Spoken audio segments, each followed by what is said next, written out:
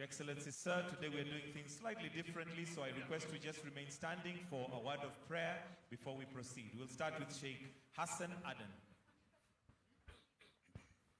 أعوذ بالله من الشيطان الرجيم بسم الله الرحمن الرحيم والعصر إن الإنسان لفي خسر إلا الذين آمنوا وعملوا الصالحات وتواصوا بالحق وتواصوا بالصبر. يا الله tunakuomba Mwenyezi Mungu Subhanahu wa Ta'ala uibariki hii nchi yetu ya Kenya, utupe amani na utulivu, wabariki viongozi wetu, wajalie watekeleze majukumu yao ipasavyo. ربنا آتنا في الدنيا حسنة وفي الآخرة حسنة وقنا عذاب النار وصلى الله على نبينا محمد وعلى آله وصحبه أجمعين. Our dear Heavenly Father, in the name of Jesus, we come before your presence this morning with the gratitude that you've gathered here as a nation being led by our President. Today, Lord, we come because you have grown us as a nation. And we pray that you lead us to greater levels as we look forward to the growth that, Lord, you anticipate to see in this nation for the future. As we begin our activities of the day, we pray for your blessings. May your presence reign in this nation within its borders, that our leadership also, Lord, will be able to execute their responsibility with your blessing.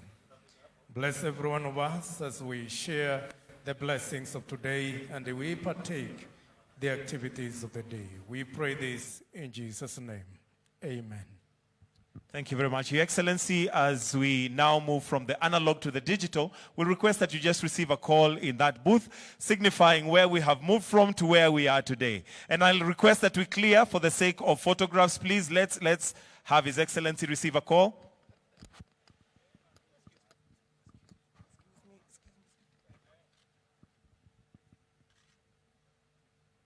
Very good.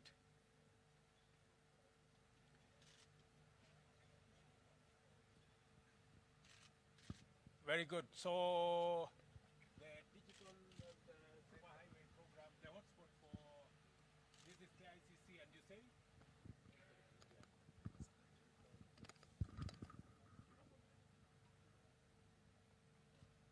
for KICC and City Hall Way.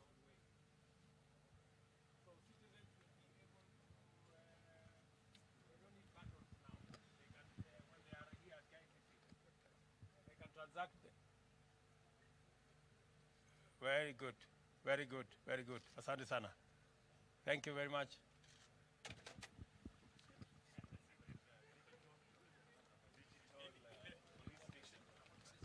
So from there now we proceed to the digital police station, where we are going to have the PS Interior just take you through where we are now.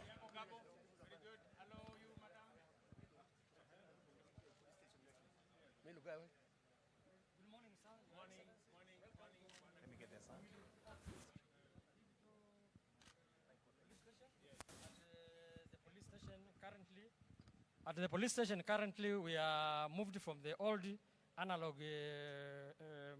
OB to the digital OB. So at the digital OB, we can now be able to make a record. This is all the digital OB, analog. This is digital now. From on the digital, we can be able to make crime reports, incidents, and accidents from the members of the public, and we normally give a ticket for the OB entry. When a crime or report is made by the public. Okay. So the officer, the reportee goes with the digital OB as a receipt, as a ticket. You give them a number? Yes, sir. The entry has been already taken care by the... This is your entry? Yes, sir.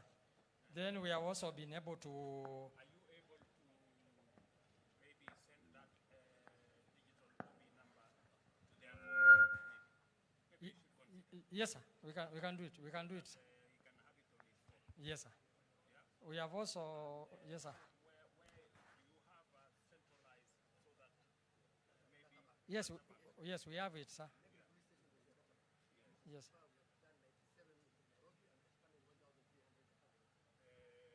All the hobbies. So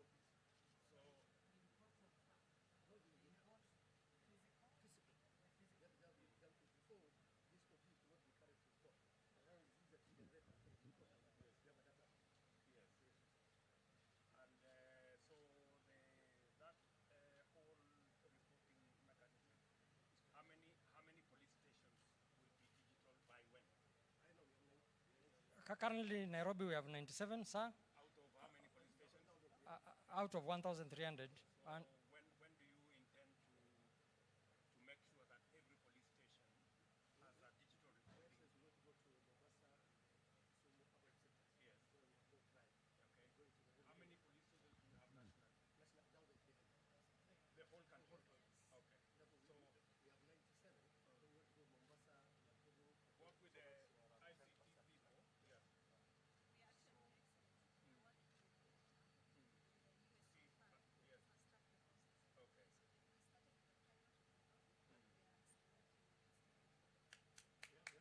Yes. Okay. Sir, we have the certificate of good conduct, which is already in the e-citizen platform, and members of the public can be able to apply and also download and do payments on the e-citizen for the certificate of good conduct. And we are making around per year, we're getting 1 billion shillings from the certificate of good conduct, sir. And in near future, we are intending to expand to around 3 billion. Yes, sir.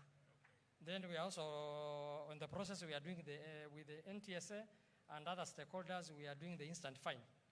And it will be, yes, that one will be on e-citizen platform, and we'll be making over 5 billion shillings per year. What is the plan? How far are we from actualizing the instant fine?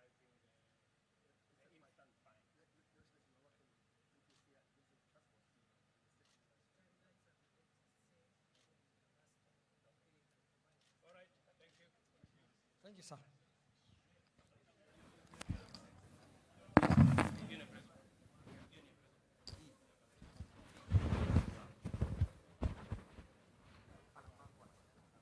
Economic pyramid have access, reliable, stable, and accessible internet, free, fully sponsored by the government, Your Excellency. This will facilitate optimal uptake of digital government services because we are going the digital route. We are not going to have any manual processes in government moving into the future. It will also facilitate e-commerce end to end, from the source of raw materials up to the market. Correct. Maybe I can ask my PS to add. Your Excellency, this is now 2001 Wi-Fi we are launching, KICC Exhibition Area and the City Hall Way. So it's serving the Governor's Entrance Office and the KICC Exhibition Area. So this will provide inclusivity to our people. They can enjoy the citizen services from anywhere in the markets, in the parks, and this 2,201, 201. 10% of our target for this year. By the end of December this year, we'll have done 2,000. And going forward, by end of 2025, our target is to have completed the 25,000 working with our private sector.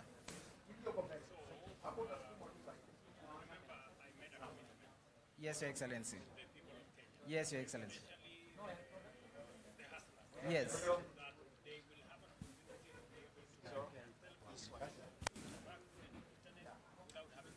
Yes, Your Excellency. Sports across the country. Yes. Yes. And by 2025, Yes. sports around the country. Across the country. That will be the case also in the 1,450 ICT hubs. Is that correct? In the 1,450 digital hubs, we will also have Wi-Fi's, and the target for that is to complete between three to 5 years, because we are working with the members of parliament using the Constituency Development Fund.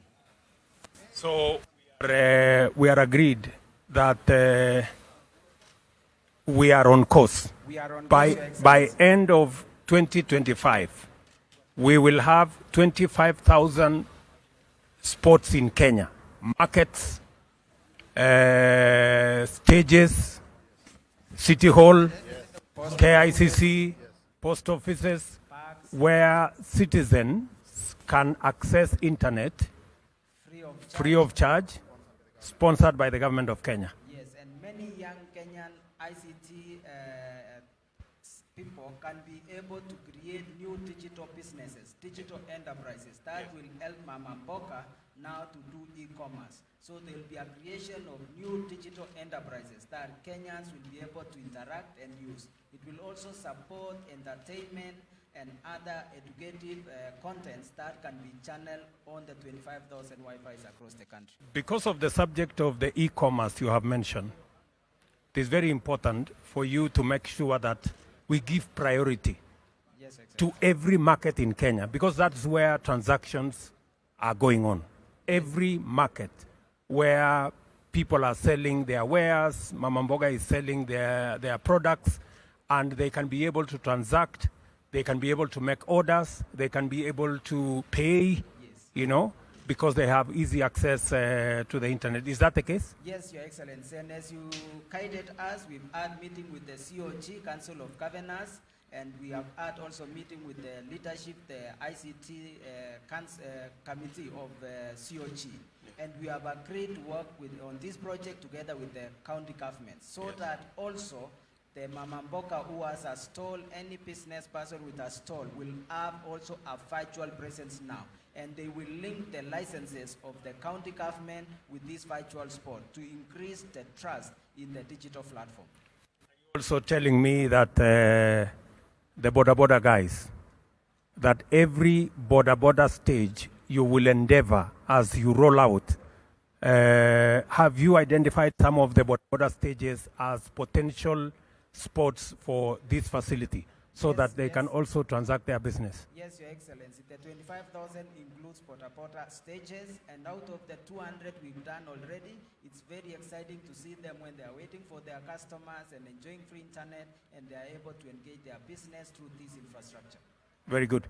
We are also doing with the Ministry of Housing 400 markets around the country. I think 180 are in the budget this year. Please make sure that you prioritize the markets that we are going to be building as a place where there should be this facility, so that people in the markets can access internet, they can make telephone calls without requiring data. Although in this budget also we have reduced the cost of data so that people can can communicate much more easily. So are you going to make sure that part of your priorities are the 400 markets that we have identified to build around the country? Yes, Your Excellency, we will prioritize to work with the Ministry of Lands and Housing on the markets, the 400 markets, to ensure there is connectivity. We are also going to work even in the affordable housing, so that we also introduce this infrastructure in the parks that will be within the affordable housing. You are aware we are also doing 47 county aggregation and industrial parks. Yes. And those will be centers of commerce. Yes, Your Excellency. We want to make sure that we introduce COMEX, commodity exchange, Yes. where one county aggregation and industrial park can know what products are there, what are the prices, Yes. connected to the other, and they can be able to move prices around depending on where they get the best market, and to make sure that there is even supply of products around the country. Yes, Your Excellency. You're aware of that? I'm aware of that. Your So Excellency. how are you going to work with Moses Kuria? We are already working with, in partnership with the Ministry of Trade to ensure that in each and every one of these industrial parks, first of all, there will be last mile connectivity of fiber, and we are putting internet. Yes. To facilitate, in the hub. In the county aggregation and industrial park. parks. Okay? All of them. Yes. Yes. As the industrial parks are being established, actually it is part and parcel of the bill of quantities. I want you to work with Governor Sakaja to make sure we have the plan of 20 markets in Nairobi, Governor. And you have already organized the border people into identifiable circles in stages. We had a meeting with them here the other day. Yes, Your Excellency. I would want you maybe to work with the ministry so that those people, together with the markets we are building, and even the ones that exist, The ones that exist, yes. and also the border circle stages are part of this ecosystem we are building. Yes, I will do that. Already we're working with Waziri in some of the markets, City Market, Mudurwa, a few of them already have connectivity. Kenyatta Market. Do we have Kenyatta Market connected? Kenyatta Market is connected, Your Excellency. Mudurwa? Mudurwa. Mudurwa City is Market, connected? City Market. City Market. Next we are going to Makina Market in Kibera. So please give priority to all. I want you to work with governor. Yes. Give priority to all the markets that already exist. Yes. Because there is already a lot of activity, a lot of people, people requiring access to internet in the existing markets, so that we can build it up from there, even as we are. Yeah, we'll do that. We'll work together. Okay? Thank you. Your Excellency, we will also work with the private sector to ensure that the SMEs, the businesses near the market, can be provided. So we'll be inviting those who are registered within our regulatory environment, communications authority, to play a big stake by now connecting the rest of the country to increase the connectivity from the current 1 million to about 3 million. Your Excellency, yes. Your Excellency, one last thing is, other than the e-commerce, this Gavam Kononi facility will allow all citizens to apply and process government services from their phone. Anybody with a phone that is enabled from wherever, whether they are in the hotspot or if they are not in the hotspot, if they have bundles, they can apply all the onboarded services and have them processed through the phone. The Gavam Kononi facility is beyond the e-commerce, is enabling citizens to access government services from their hands. Very good. Excellency, we request now for you to launch for us the 201 Wi-Fi, marking 10% achievement of our target for this year, covering the KICC Exhibition Hall and also the City Hallway, covering the Office of the Governor. Thank you, Your Excellency. Thank you, Your Excellency.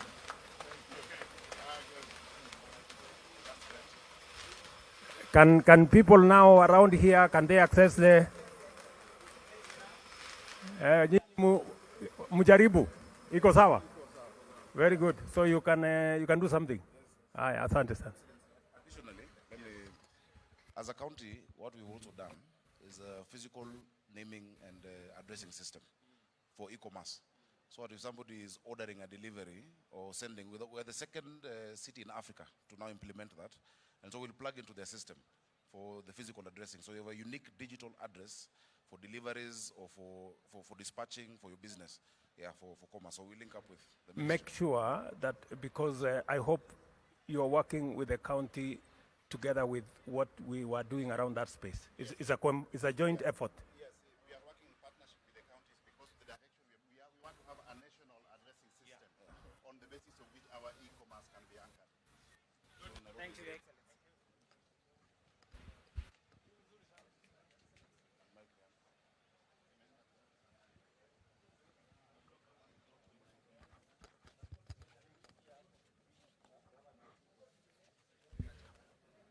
Your Excellency, welcome to the Minister of Agriculture.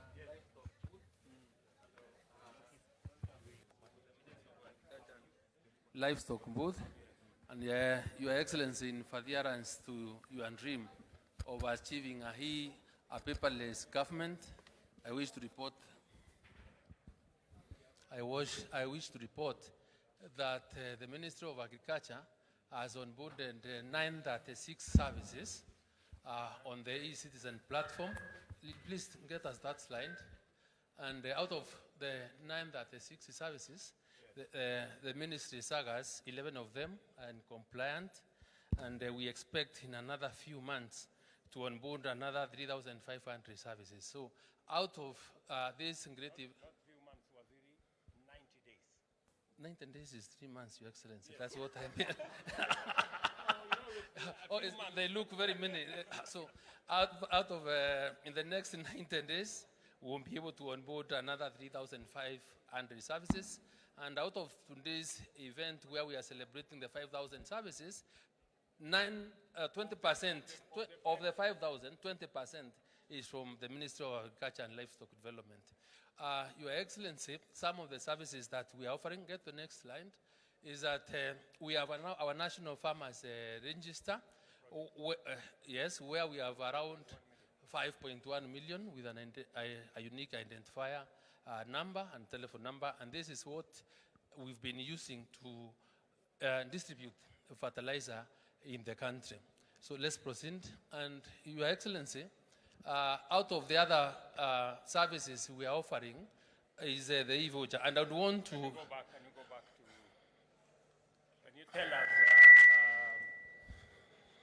Can you tell us how many... What is all this? How many bags of fertilizer did you get? Because we should be able to... Correct. Yes, just get to that slide where out of this e-voucher system, Your Excellency, we've been able to serve 40 counties. We have distributed 3.2 million bags of fertilizer to 4,885 farmers. So the number of vouchers that have been redeemed this system is around 3.6 million vouchers. And from this, Your Excellency, you can be able to find that even for the next short range, we have in stock 763,000 bags. So the value of the volume transacted through system is around 11.3 billion.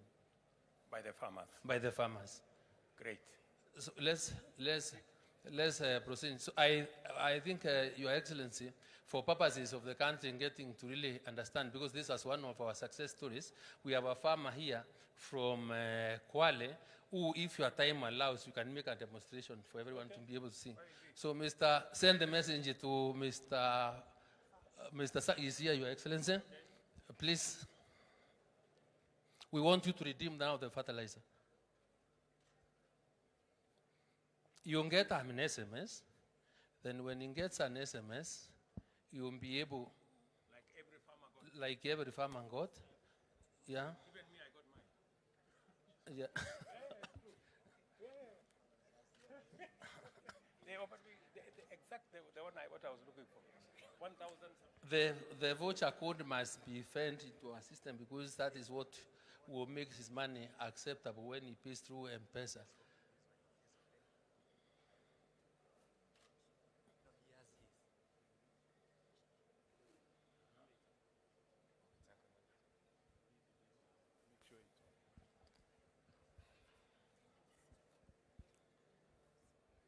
So you say 36 services have been onboarded. And then how many are still outstanding? 3,500, which we also expect in another 90 days. So some of them are halfway done. Correct, halfway done. And I am sure by the end of the year, then we'll be able to onboard more. This is how we do the redeeming of the e-subsidy voucher. When the farmer comes, he comes with a message from the Ministry of Agriculture. I work in the warehouse industrial area here, that is National Cereals Board. And when the farmer comes, we ascertain the message and we take the codes. Every code has a meaning. There's a code for top dressing, there's a code for planting, there's a code for coffee fertilizers. When he comes in, we log in the mezzanine system and we ask the customer about the whole information, that is the details, phone number, ID number, and then the voucher code. This is how we key in. The moment you enter the voucher code, it will bring you the information about the farmer, and the farmer will be asked the quantity. The better part of this system, you can purchase as per your pocket. If you want 2 bags, if you want 10, if you want the whole of the allocation. So the farmer here is telling me he's ready to purchase 6 bags of fertilizer, planting fertilizer. and I will key in 6. Just hold on, madam. Hold on. So, how did you arrive at, you can see in the system it is saying bags available is 6. Is it because when the farmer was registered, he gave the acreage of his farm, and therefore the system already knows that for a farm this size, then the fertilizer should be made available to him is 6 bags. Is that correct? Yes, His Excellency. That is correct. Yes. That is to avoid a farmer buying more than his farm can take. Exactly. Because if you buy more than your farm can take, it means you are doing some other stories with it. Yes. And because you don't want a farmer to buy and go and trade with it, Yes. it must be for his farm. Yes. Is that the case? Yes. Okay, proceed. Yeah, I'll go ahead and put the total number of the farmer who is ready to purchase, and the moment I click set the quantity, and then we'll, kindly, yeah.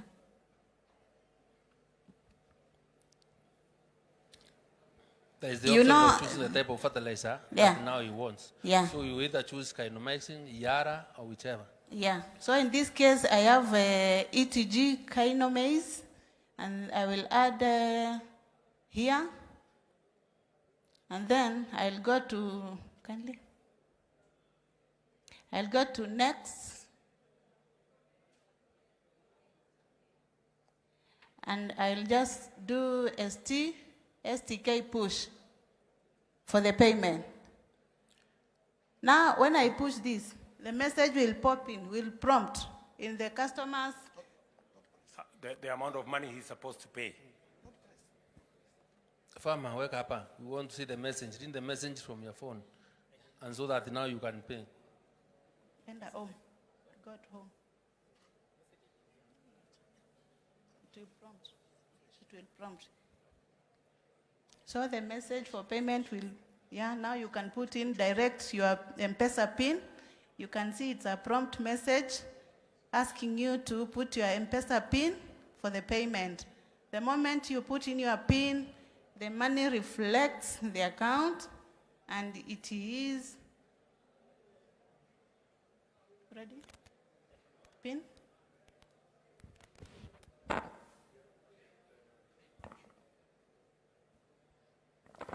Yeah.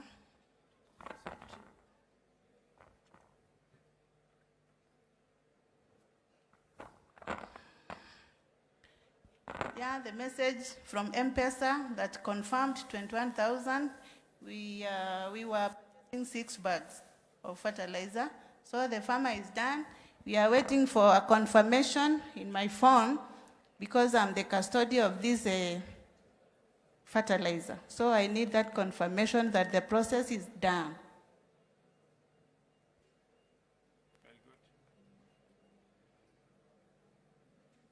Now, when it has come.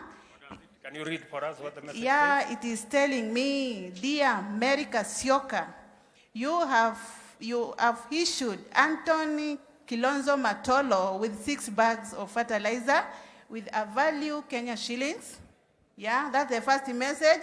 The second message. Kenya shillings what?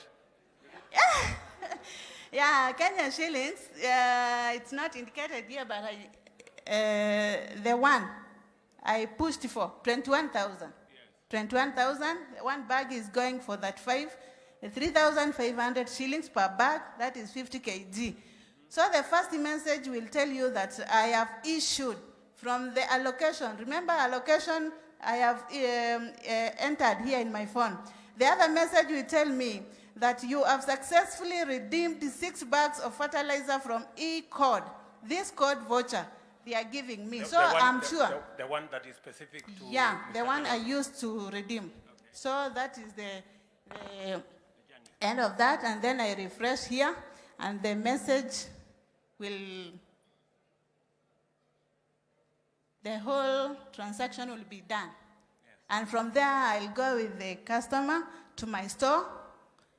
I'll first raise a receipt. There's a receipt showing that customer is free to walk away with 6 bags of maize. or 6 bags of fertilizer, sorry. So from there, I'll work with my customer to the store to issue the fertilizer. Very good. And that's how it is. Congratulations. Your Excellency, it's also important to And note that that is the process, Madam Mary. That is the process through which the 3.2 million bags of fertilizer was used to deliver to farmers. That is the process. So every farmer got a message that your farm, you are free to redeem so much fertilizer for your farm. Did every farmer buy the maximum or some bought less? They can, yeah, the farmer comes and buys the maximum because that's the acreage. Yes. That was registered. But they can also buy less, or can Yeah, they buy less or you more? can come for today, you buy for few, and then after a while you come and then finish your allocation.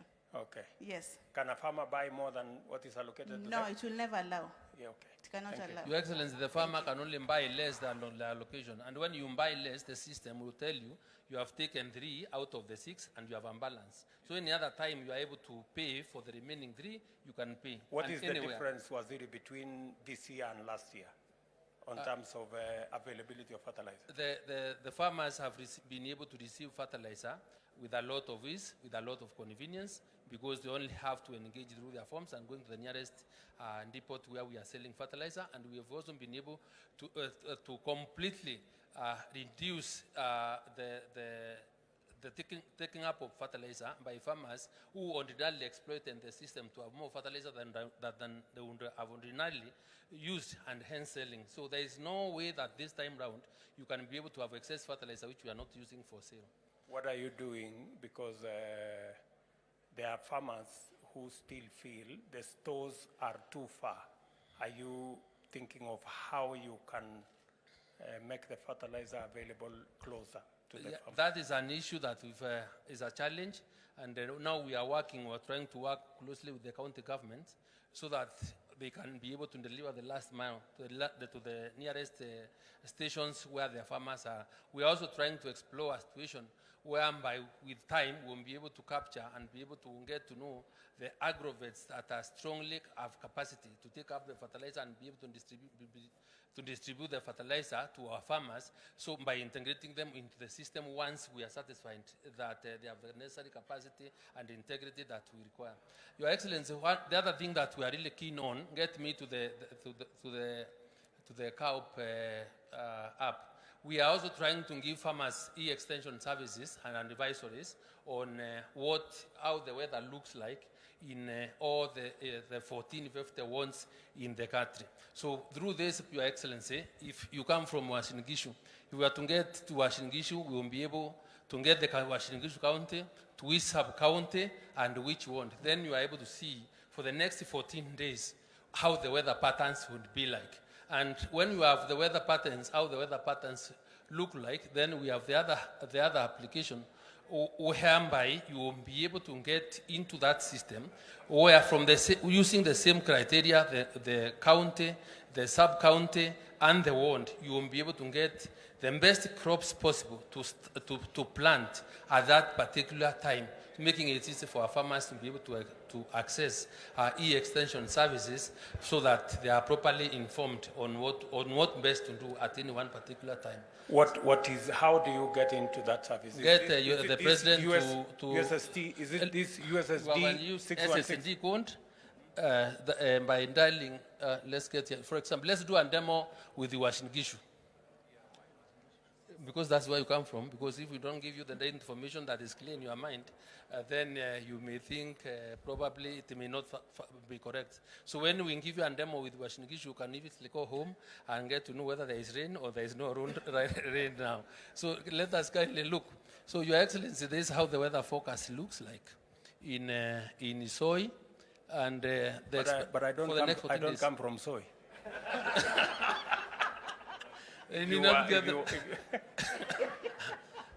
Let us take him to his word. I don't come from. Ask our client to be able to give you the right details. I come from Moiben. Yeah.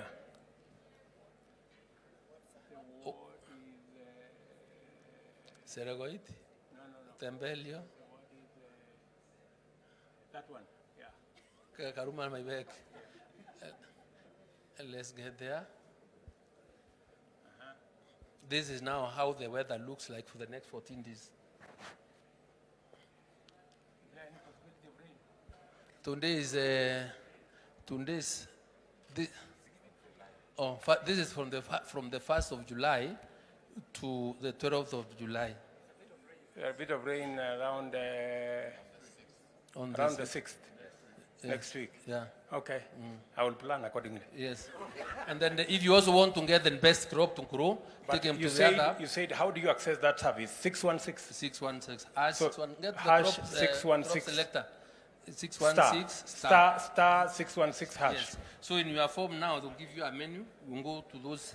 You will go stage by stage, and you will get the information. Have you rolled out this program? It's already available online. It is already available, and we are live. That's why we are able to test it now. If there is any Kenya farmer, Agricultural Observatory Observatory platform. This is for climate. This one now is also called the crop selector.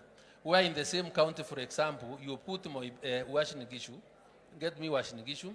The sub-county is Moiben, Karuku, the other one, Karunambek, Maibek. So here, Your Excellency, we will be able to show you the best crops that you can grow. We will start with the cereals, that is the maize, and the type of varieties that will do best there. Then we also go to the flowers. Yes, the flowers. So let's proceed. We have the fruit trees. We have mangoes do well, the pears, and the mushroom. And this is how we expect through this appreciation of the digital technology to get our farmers. Is it available only in Wasingishu or It's the whole countrywide? country. You can pick any part of the country whole- that you want to check. The whole country. The whole country, Your Excellency. Can you go to Wajir? And our dear.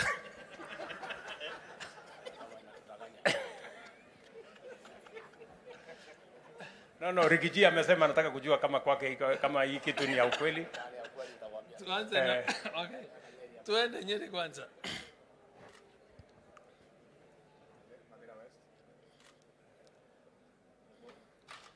And Ruguru. Yes. Get that advice. So in the kind of crop you can do. Tuendelee hapo. These are cereals you can do it.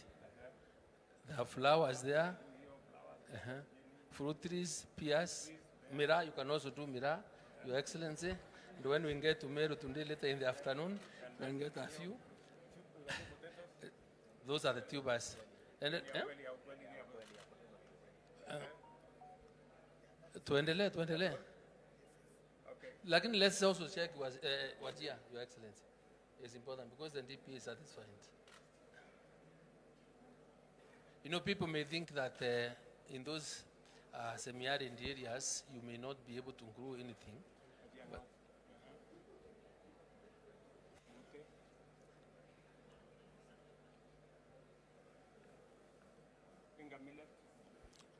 foxtail millet. You can do maize also. Yes.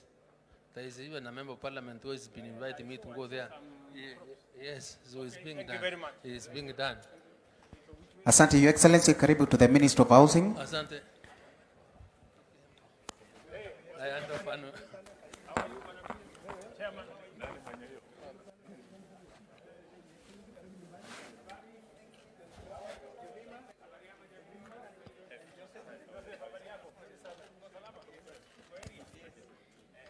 Yeah. Your Excellency, Karibu Nyumbani. This is State Department of Housing and Urban Development. Your Excellency, the seat you are sitting on and all the furnitures you see around, they've been made by our local Juakari. So apart from the four walls and the roof, Your Excellency, we're also creating employment and work for our Kenyans. And Your Excellency, to access the affordable housing project, you go through Boma Yangu platform. This is a state-owned, developed platform, and but managed through eCitizen.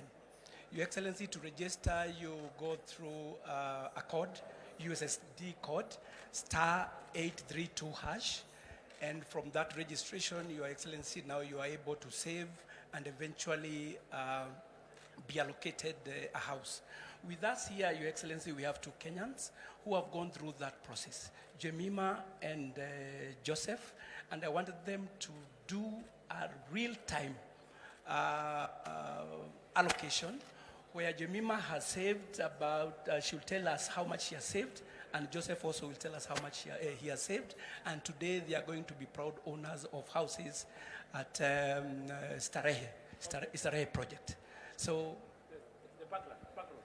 no, the Starehe. Ile to launch. Yes, under construction. Yes. Yes, they are booking. Yes. So,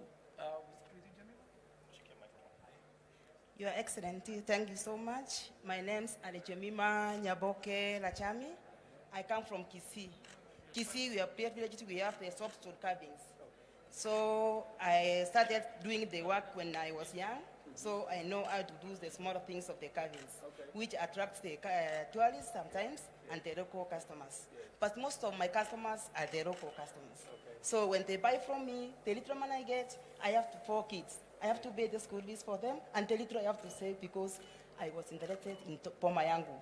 Poma Yangu, I like it because I want to hold my own house, which is near to town, our city.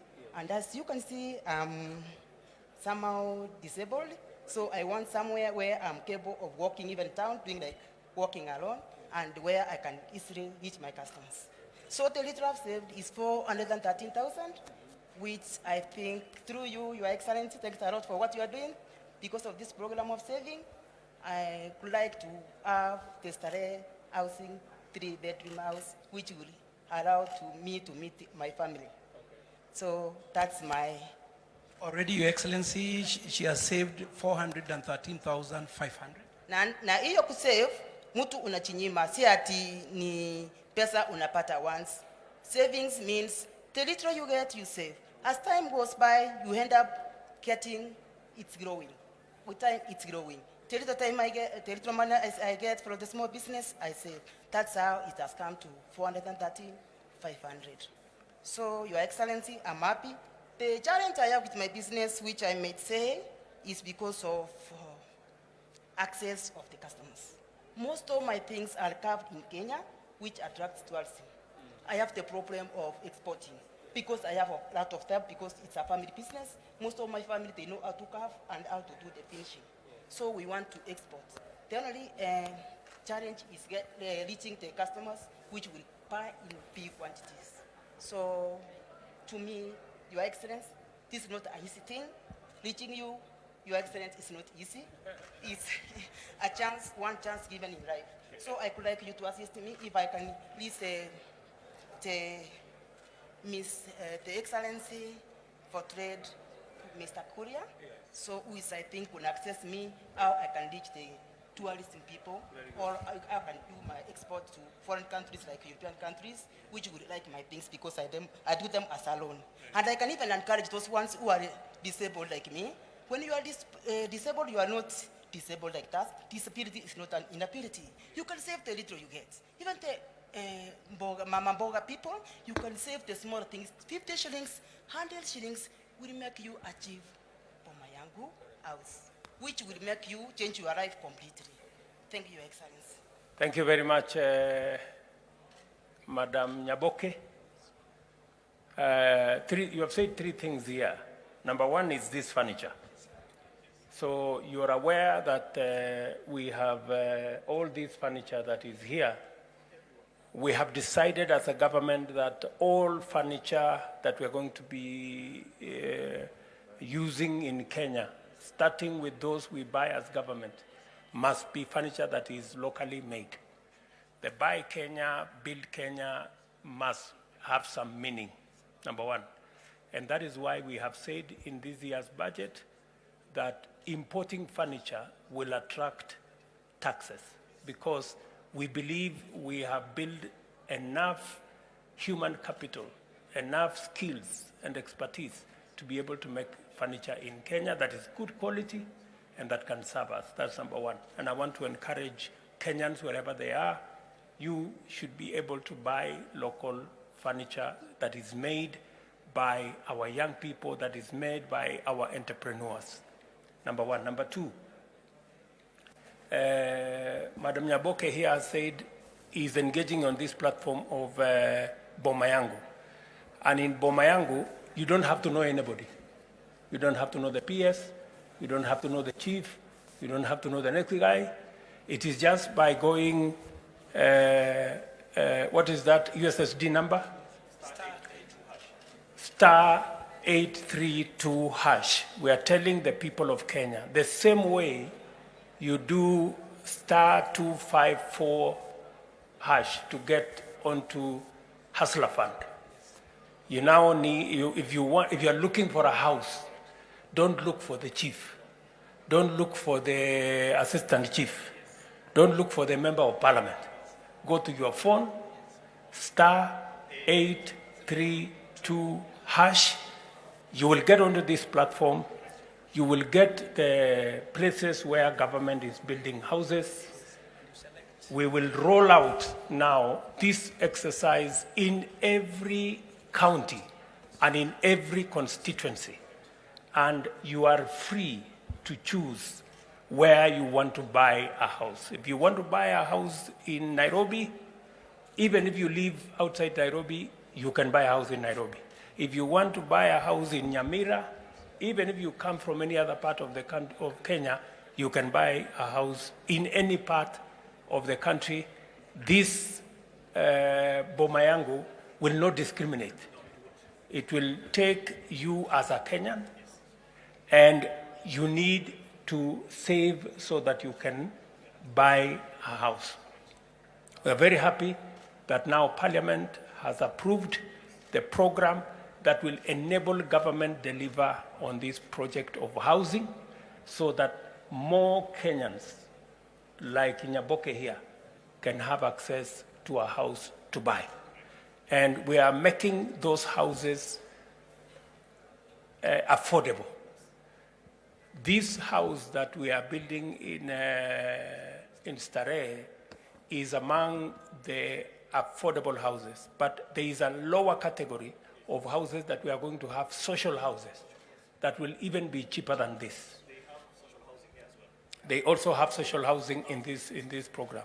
So that's very important for us to know, because many Kenyans are asking us, how sure am I that I'm going to get a house? How will I get a house? This is how you get a house under the government's affordable housing program. Hash 832, star 832 hash. You will be there. Begin the process, start the saving, identify the house you want to buy. If it is available, you will, the system will tell you so many houses are available.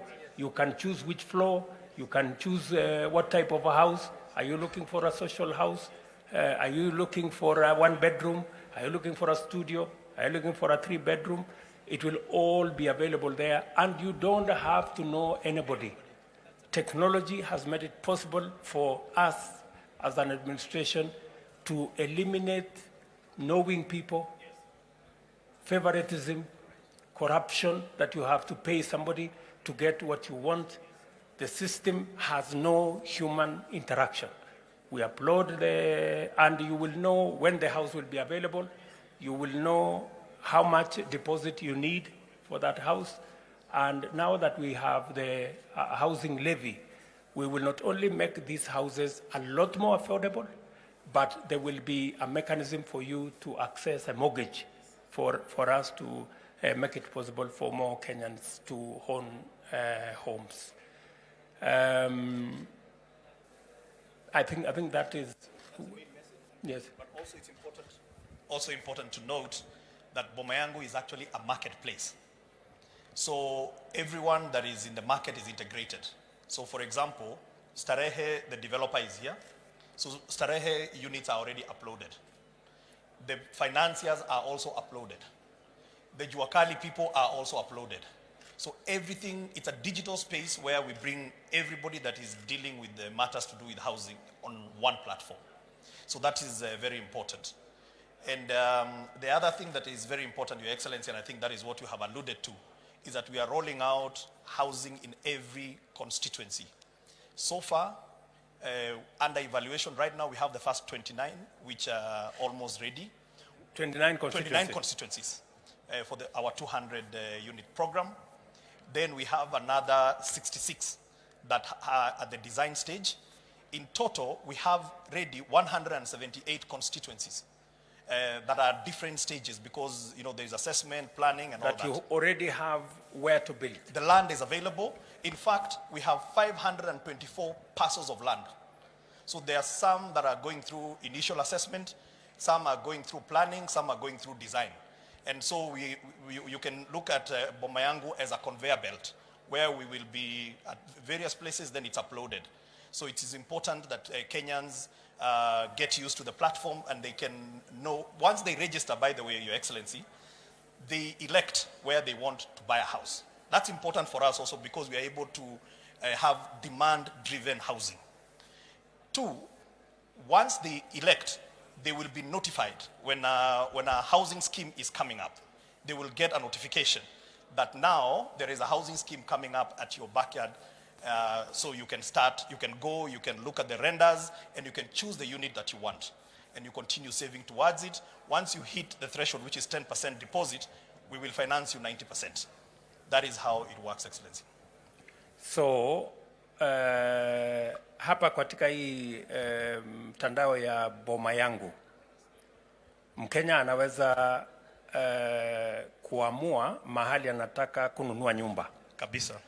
Na ataambiwa kwa hii mtandao kama kuna tayari manyumba iko inajengwa. Yes. Ama kama hakuna ataambiwa ni lini itakuja. Ni lini itakuja. Na ikikuja aanze kusave. Aanze kusave kabla. Kabla. Aanze tu kusave. Anaweza kuanza kusave hata saa hizi. Hata saa hizi. Akingojea. Yes, hata saa hizi akiregister. Kuna kiwango ya kusave ama unaweza minimum ni shilingi 200. Kila kwa any transaction minimum 200. Utume 200 ukingojea. Kwa sasa hivi Wakenya wangapi wako wameanza kusave? Tuko na 367,000 Kenyans ambao Wakenya 1367. Yes. Tayari wako kwenye Boma Yangu. Wameregister. Alafu tuko na kama 33,000 ambao ni active savers. Wakenya 33,000 yes, tayari wana save. Wanaendelea kusave. Naweza kupatia statistics za jana kwa sababu tuko na live dashboard. It's only tungeweza kutoka hapa lakini ninaweza kuonyesha haraka sana. Tunapata this information. Sasa jana, Your Excellency, tulikuwa na watu 125 waliregister. Jana. Waliregister. Katika mtandao hii ya Boma Yangu.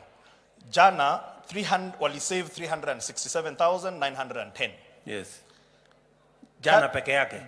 Jana peke yake. Yes. Average saving ni about 43,500 a day. Yes. Wana save. Katika hao hii mwezi peke yake wa June tuko na 10,538 already wameregister. Hao wamesave since June yanze 17,443,626 shillings. Na the number of people total registered at Boma Yangu ni 367,373. Hao wote kwa jumla wale active savers. Active savers ni 33,000. 33,000. Very good. Lakini 367 wameregister, lakini kwa sababu hawakuwa wakiona activities, hawaoni nyumba zikikuja, hawajakuwa. Kwa hivyo kuanzia leo we expect kutakuwa na watu wengi first of all wataregister, na also tuna expect saving itaenda juu. Mpaka saa hizi, Your Excellency, we have 1.8 billion watu wamesave 1.8 billion 1,845,121,588. Okay, so message kutoka kwetu kwa Wakenya ni kwamba kama serikali tumesema tunataka kujenga nyumba 200,000 kila mwaka. Hizi nyumba 200,000 kila mwaka zitajengwa sehemu zote za Kenya. Sehemu zote za Kenya. Kufikia sasa tuko na constituencies 178 ambayo tayari tuko na mipango katika viwango mbalimbali. Kabisa. Shamba imepatikana kwa constituencies 100. No, tuko na shamba katika constituencies zote. Constituencies zote tuko na mashamba. Kumepatikana mahali ya kujenga hizi manyumba. Lakini lazima, kwa sababu kujenga lazima uanze assessment. Yes. Kwa sababu pia lazima tuangalie ni mahali gani iko karibu na infrastructure ili tusikue na gharama kubwa ya kuna infrastructure. lami, inaweza maji itafika pale namna gani, stima itafika pale namna gani. Kabisa. Lakini zile ambazo zimepita hiyo laini ni 178. So tayari constituencies 178 wamekuwa assessed. Yes. Na wamepita mtihani kwamba tunaweza kuanza kujenga nyumba. Kabisa. Sasa ile kazi inaendelea ni kuchora, kupanga, alafu tutaweka kandarasi, alafu ndio tutaanza ujenzi. Umesema kwa hizi constituencies 29. Yes. Tayari umefanya kandarasi? Kandarasi tumefanya, evaluation inamalizika hii wiki, alafu award, alafu tutafanya groundbreaking. So, naweza kuambia Wakenya. Yes. Katika mpango yetu ya nyumba 1,200 kila mwaka. Tayari kuna Wakenya 33,000 ambao wanafanya saving wakielekeza kununua nyumba. Bado iko nafasi ya karibu Wakenya 1,160 na kitu hapo, 67. Yes. Ambao wako na nafasi ya kuanza ili nyumba ambazo tunajenga 1,200 kila mwaka. Yes. Kuna nafasi ya Wakenya kununua. Kabisa. Na hizi nyumba zitakuwa bei na gharama ya chini kuliko zile ziko katika soko wakati huu. Kabisa. Na vile vile tunawaambia Wakenya sio lazima ujulikane na mtu yeyote kuwa katika hii mpango ya kununua nyumba ambazo ni za bei ya chini kupitia kwa mpango wa serikali. Kabisa. Kila Mkenya ukitaka kuwa katika hii mpango, kama unahitaji nyumba, enda kwa simu yako *832# utakuwa kwa hii mtandao. Utakuwa kwenye mtandao. Alafu utasema unataka nyumba, utaonyeshwa mahali kuna mpango ya kujenga nyumba. Yes. Ni nyumba kiasi gani, ni 1 bedroom, ni 2 bedroom, ni 3 bedroom, ni studio, social house, ni namna hii, alafu utajipanga kuanzia hapo. Kweli. Lakini ya muhimu, anza saving. Anza saving. Na unaweza kuanza na pesa kidogo, shilingi 200. Unaweza kuweka pale. Unajua Mkenya ataniuliza na nikiwa na 100 ungoje ujaze ikuwe 200. Alafu weke save. Kweli. Lakini ukiwa na 1,000, 2,000, 3,000, 4,000, 10,000 endelea. Kweli.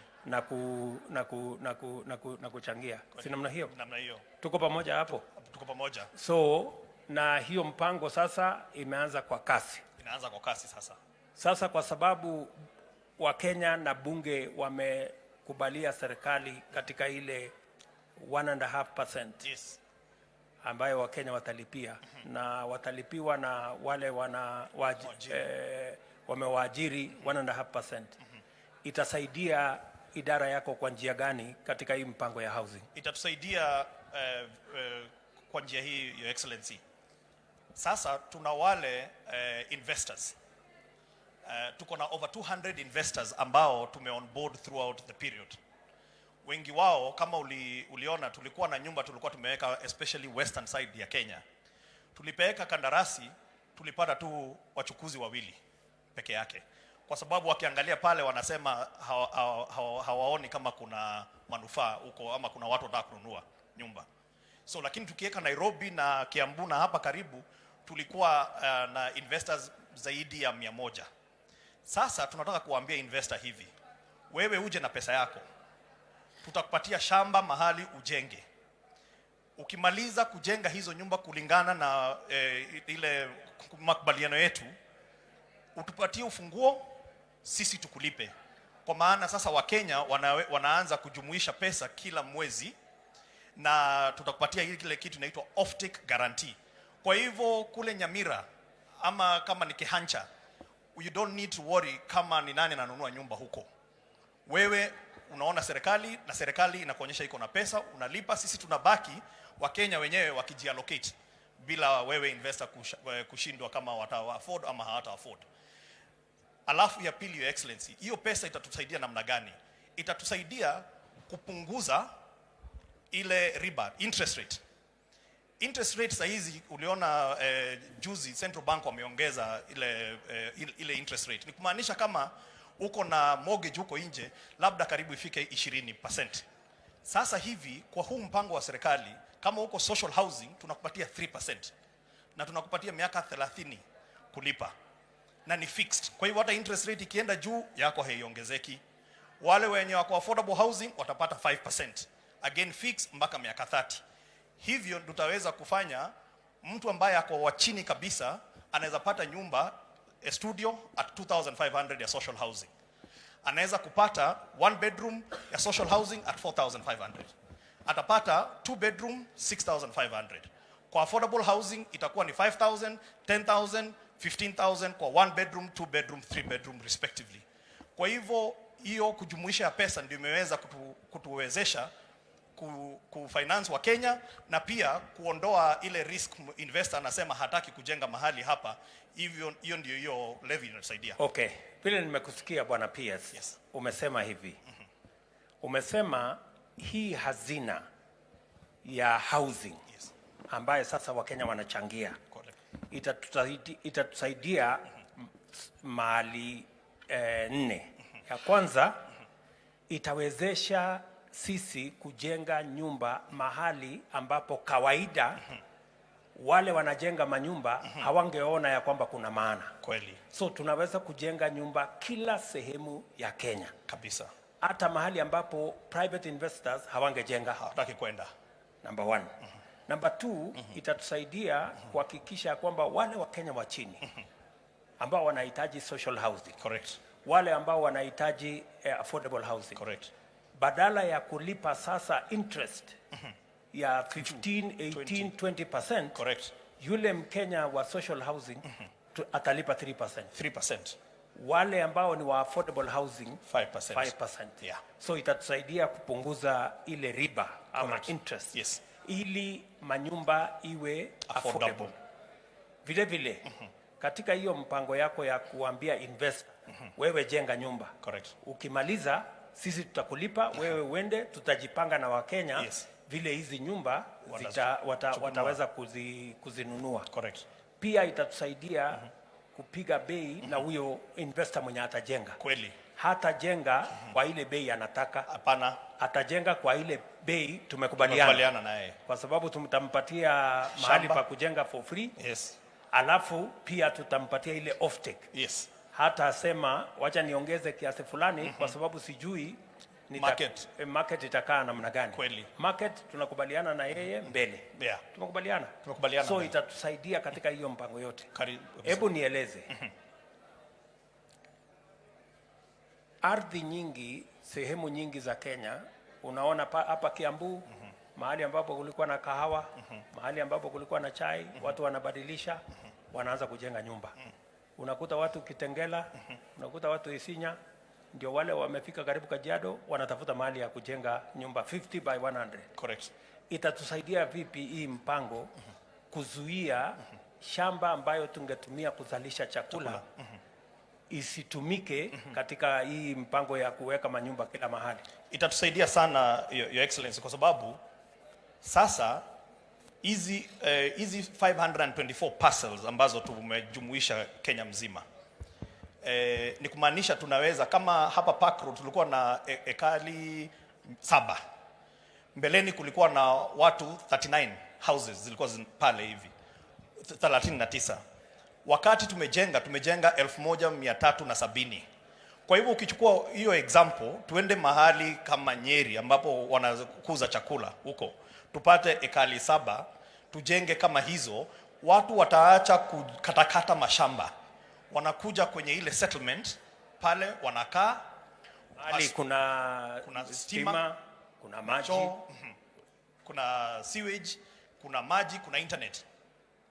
Na pengine hospitali itakuwa hapo, shule itakuwa hapo. Kwa mpango wetu, Your Excellency, tunasema shule na hospitali zitakuwa within 5 minutes walking distance, ili to create livable hizo human settlements. So kwa hivyo hakuna haja sasa wewe kama ni mzazi kukatakata shamba ili ukatakatie watoto wako. Wasaidie kununua nyumba hapa, wanaamka asubuhi wanaenda shamba wanalima, waache kukatakata shamba. Hiyo ndio itatusaidia sana. Na pia tutakuwa mpaka na vitu kama cemetery, ambapo mahali tunazika watu, tuache kuzika watu kwenye mashamba pia. So tutahakikisha kwamba tunabadilisha mahali ya kulima, tunalima chakula, ndio tuanze kupunguza gharama ya chakula kwa kuhakikisha kwamba hatutumii shamba ya kuzalisha chakula kujenga manyumba. Kweli. Tumekubaliana hapo? Tumekubaliana hapo. Very good. Yeah. Anything else you want us to say? Ya mwisho ni umuhimu wa housing na the value chain. Hapa waziri wangu amekueleza hicho kiti, na najua Your Excellency unaweza sema hicho kiti ni very comfortable. Iko mbele sana hii kiti. Ni very very comfortable. Yes. Kila kitu unaona hapa. Mpaka ile ya kuhang jacket iko pale nyuma umeficha kidogo. Tutakuingiza mpaka bedroom hapa hivi. Zote zimetengenezwa na watu wa jua kali. Tuko na chairman wa jamaa wa Ngong Road hapa hivi. Ndio wametengeneza kila kitu. Wamezitengeneza like in the last 48 hours. Kwa sababu zingine tumeorder hivi karibuni. Ni kumaanisha ya kwamba Your Excellency, katika hizi kandarasi ambazo tutakuwa nazo, kuna vitu ambazo tutaondoa, tuseme lazima tujenge hapa Kenya. Kwa hivi sasa tumejumuisha 69 items ambazo tumesema hata tukipoa for free kutoka nje, tutasema wacha tujitengenezee hapa, because there is another bigger agenda. Na ni hii watu ya jua kali na kazi. Kwa hivyo, na hiyo ndio muhimu sana, kwa sababu ajira kwa Kenya tumekuwa na shida kubwa sana. Sasa hii ni mpango mmoja ambavyo tunaweza kupatiana kazi. Huyu mtu wa jua kali, bwana mkubwa, unaitwa? Mohia. Bwana Mohia, katika hii mpango ya housing, wewe kama mtu wa jua kali, nyinyi ndio mnatengeneza madirisha, nyinyi ndio mnatengeneza milango, nyinyi ndio mnachoma ile mali yote ambayo inatumika pale, mnatengeneza hinges, mnatengeneza products zote ambazo zinatumika katika ujenzi. Hii program ya housing itasaidia vipi watu wa jua kali? Kwanza ni kukushukuru sana Mheshimiwa Rais kwa vile tulianza ile pilot project na tukaona umuhimu ya hiyo project. Ati tunaweza fanya kazi kubwa, sio lazima wale makandarasi wakubwa wafanye hizo kazi. Kitu ya kwanza tulifunzwa kufanya hizo kazi na hali ingine ya ujuu sana. So across the board watu wote wanaweza kuwa wameingia kutoka kwa level ingine mzuri sana, ambapo kila mtu anaweza unazungumzia quality of the product. Quality of the product. Una make sure that iko quality na nzuri. Measurement, unajua sisi venye tunafanyanga kazi. Ilikuwa kienyeji kidogo. Kienyeji kidogo. Sasa mmeweka line. Ile group tuko naye na nataka kusaidia kwa hii group ingine tunataka kufanya. Kila mtu wa jua kali awe yako sawa sawa. Ile mashida tulipata pale tusiwe na ingine hapo. Ndio tuweze kuwezesha watu wetu wafanye kazi vizuri. Na hii nini? So, kitu kingine naweza kukushukuru sana ni maneno ya furniture. Ngong Road unatujua, wewe najua ni mmoja wetu kabisa. Correct. Umetusupport kabisa. Hata umechukua mafundi wangu ukapeleka Eldoret, siku nyingine vizuri sana. But tunataka exposure. Tukipata tu exposure, watu wanaweza hata tengenezea kitu nyumba ya nyumba na mtu analete kwa display pahali. Kama Correct. Hapa tukipatiwa subsidized prices, tunatengeneza 1 quarter hapa. Yes. Tunalete vitu kama venye umeziona. I hope hakuna mtu hajafurahia vitu ziko hapa. No, hii kitu iko mbele. Yeah, sasa tukipata ni exposure, lakini imekaa kama wiki kama 3 hii kama haijanunuliwa. Lakini ikikuja hapa watu 100 wanaiuliza. Yes. So tungetaka tayari watu 4 wameulizia kununua hii. Nimekaa naye mwezi karibu 2 huko workshop. Sasa unaona tukipatiwa exposure tuwe na kitu kidogo tu kama exhibition quarterly. Yes. Ama any county, every county. Very good. Watu wote wakitengeneza zinakongamana pahali moja zinauzwa. Nitaambia waziri wa trade apange hiyo mambo ya ndio Wakenya wajue ile products tuko nazo, products jua kali inatengeneza, ndio wawache kwenda kununua hizi vitu kutoka sijui dunia gani. China tunataka tulete tu mashini na Wachina wawili wa kutufunza. Wakishamaliza wanapanda ndege, sisi tunabaki tukiwatengenezea furniture. Sio kuleta vitu kama hizi huko. Sasa tunataka tuwe upscaled. Yes. Na Hiyo ni sawa in sawa. the next few years kila mtu anakuwa Very good. hapo sawa kabisa. Ningetaka kuna mzee amekaa karibu na wewe. Alikuwa wacha akwambie tu kwa dakika tu moja. Okay. Mheshimiwa Rais, kwa majina yangu ni Joseph Ngige Kairu ambaye naishi pande ya Ruiru siku hizi. Na history Unaishi wapi? pande ya Ruiru. Ruiru Kiambu County. Sub County, Ruiru Sub County, Kiambu County. Na nimewahi kuwa bereni hapo mtumishi wa serikali, civil servant. Nimefanya kazi hapa Kahawa kama civil servant miaka 31. Niliingia 1964 nikatoka 1995. Kwa hivyo nikaenda ndio nilijenga kanyumba kidogo hapo Ruiru, ndio nikaleta familia yangu hapo. Kwa hivyo ndio nakaa hapo Ruiru sasa. Hiyo miaka niko naye niliangalia hii muradi nikaona hapana, kwa maana mimi sijaajiriwa na hakuna mtu anaweza kulipa kibarua uzuri niingie kwa hii muradi. Niliingia hii muradi mwaka wa 2019 ndio nilianza kusefu kidogo.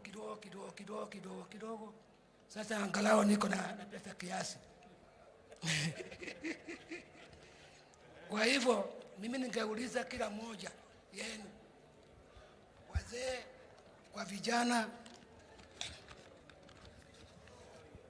vijana, wajiunge na hii muradi kwa maana iko na faida. Utapata rumu yako moja ama mbili ama tatu kulingana na mapato yako. Kwa nini usitoe? So naona hapa mzee umesave kuanzia tarehe 8 Januari. Ulianza zamani kidogo? 1981. Alianza huku chini. 2019. Naona ulisave 2019, umesave 1,000, 2,000, 200, 10,000 pale November. Hii 10,000 ulikuwa umeuza kitu? Kidogo. Naona umesave hapo. Ndio hiyo 20,000, 1,000, 20,000. Sasa hii umefikisha 550. Ndio ningeuliza hata vijana kwa hii kwa boma yangu hii. Vijana mjiunge na hii mradi. Sasa unataka hawa wengine wote wajiunge? Wajiunge kwa kupenda kwenu. So nia yako kwa hii mpango unategea nyumba gani? Mimi nategea rumu moja tu. Wapi ume-identify mahali? Starehe. Pale Starehe.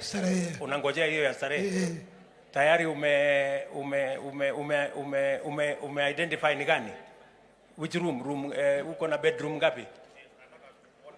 Unataka one bed? Room moja tu. Ile one bedroom. Unataka kutumia kwa njia gani? Nataka kukaa ndio iwe makumbusho yangu. Yes. Kwa vile nimekaa Kahawa hapa na ni Nairobi. Sasa miaka 31. Nataka kuonyesha watoto yangu ile jasho nilikuwa nafanya hapa Kahawa ndio hii. Miaka 31. Asante sana. Shukrani. Mheshimiwa Rais, huyu mzee amefanya bidii kabisa. Na alikuwa civil servant. Hata mimi nilikuwa civil servant, nilikuwa na save kidogo, amesave over 500. Mimi nitamuongeza 300 tuongeze kwa ile yake.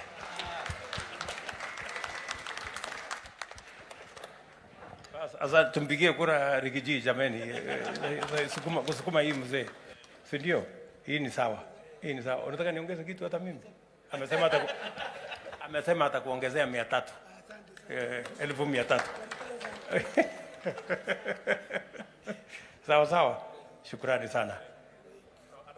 Na waziri amesema atakuongezea 100. Amesema umefanya bidii sana. Hiyo ni mzuri sana. Sawa. Lazima sasa ufuatilie. Pia atafuatilia. Yeah. Na hata mimi wacha nitaongeza basi ya mama. Ya huyu mama Nyaboke. Nikuongezee 500 ndio ifike. Ndio sasa tuendelee namna hiyo. So asante sana. Thank you very much.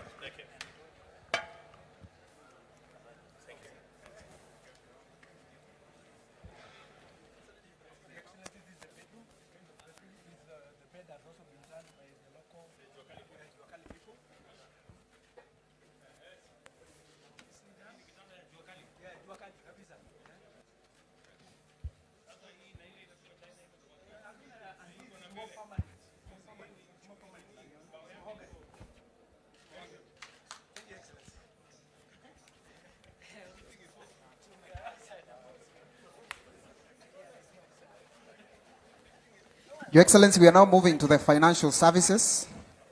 We have Equity Bank here.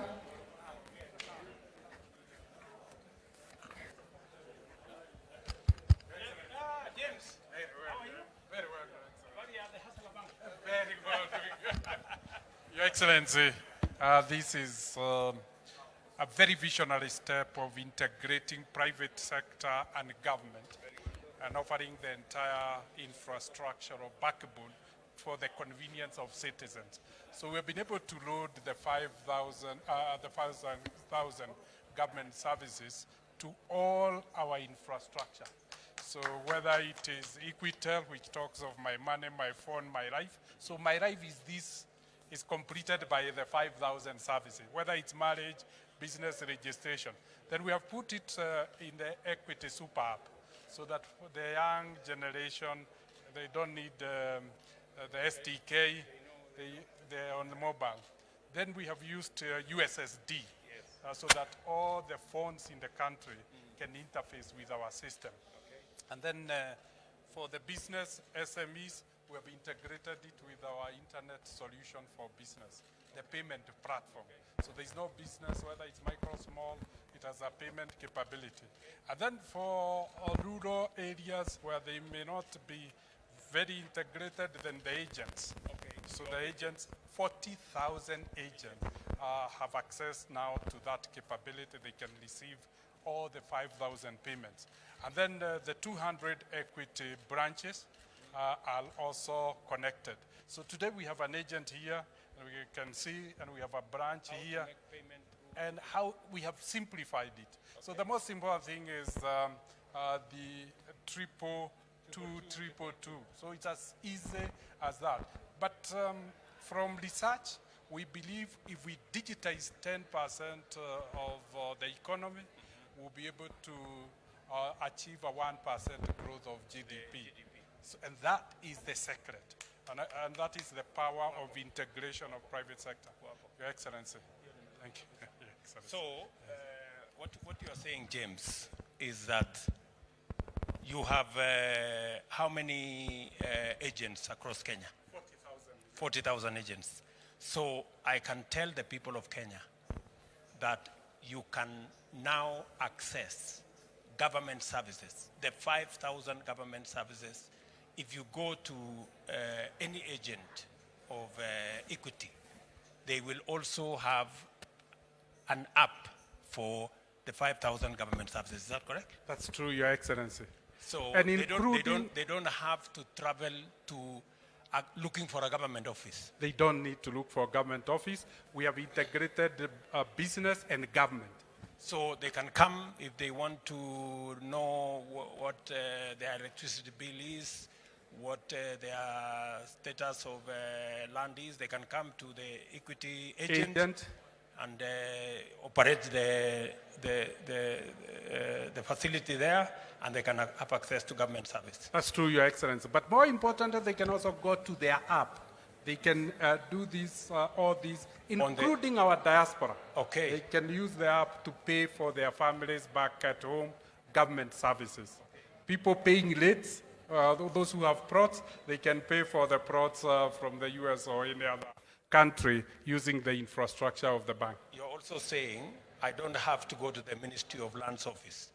Absolutely, Your Excellency. I can either operate it on my phone, or I can, if I don't have a smartphone, you go to the agent. I go to the agent, and we have the Equity agents, 40,000. I am told we have 250,000 Safaricom agents also who work with you. And Excellency, we are also integrating pay with equity merchants all the shops, which are 900,000. That is phase 2 of integration. So that we will have more than 1 million points through which So citizens government can pay. services will be available everywhere. Everywhere, including at the village level. The village shop, Your Excellency. And you don't have to look for the DC's office or I don't know whose office. The DC's office has come to the phone. Gava Mkononi. mashinani. Na mkononi, Your Thank you. Excellency. Okay. Thank you. Yeah, so. I'll be paying for my good conduct. Certificate of good conduct. Yes. I will go to government and tax payments. I'll select e-citizen. And then I will input the reference number that I have generated from the portal. I have it here with me. KMWD. Then it will validate. Let me try again. Yes, it will validated. Then I have to input the amount that I'm meant to pay for good conduct. That is 1050. Just add, I just add 1005. That is okay. Then I proceed with payment. I input my agent PIN. I proceed with the transaction. It will ask me whether I'll be paying for this amount. I agree. And then it will print a receipt. And then once it prints the receipt, I will go to the portal, complete the transaction. Then I can print the receipt from the portal. I go take my fingerprints at the DCI's office. And then I'll wait for my good. Exactly. No risk of carrying money. Yeah. And you don't have to pay more than what? No. No Yes. charge. There is no for free. facilitation fee. Okay, asante sana. Thank you very much. Thank you very much. Karibu, Your Excellency, to Cooperative Bank.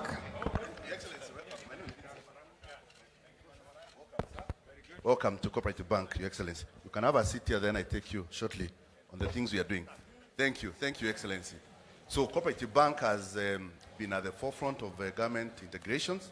Right now, Your Excellency, KRA, NSF, NHIF, you're able to pay through our M-Cop Cash Point, which is a mobile platform. We've also been able, Your Excellency, to be able to pay the elderly through the Inua Jamii.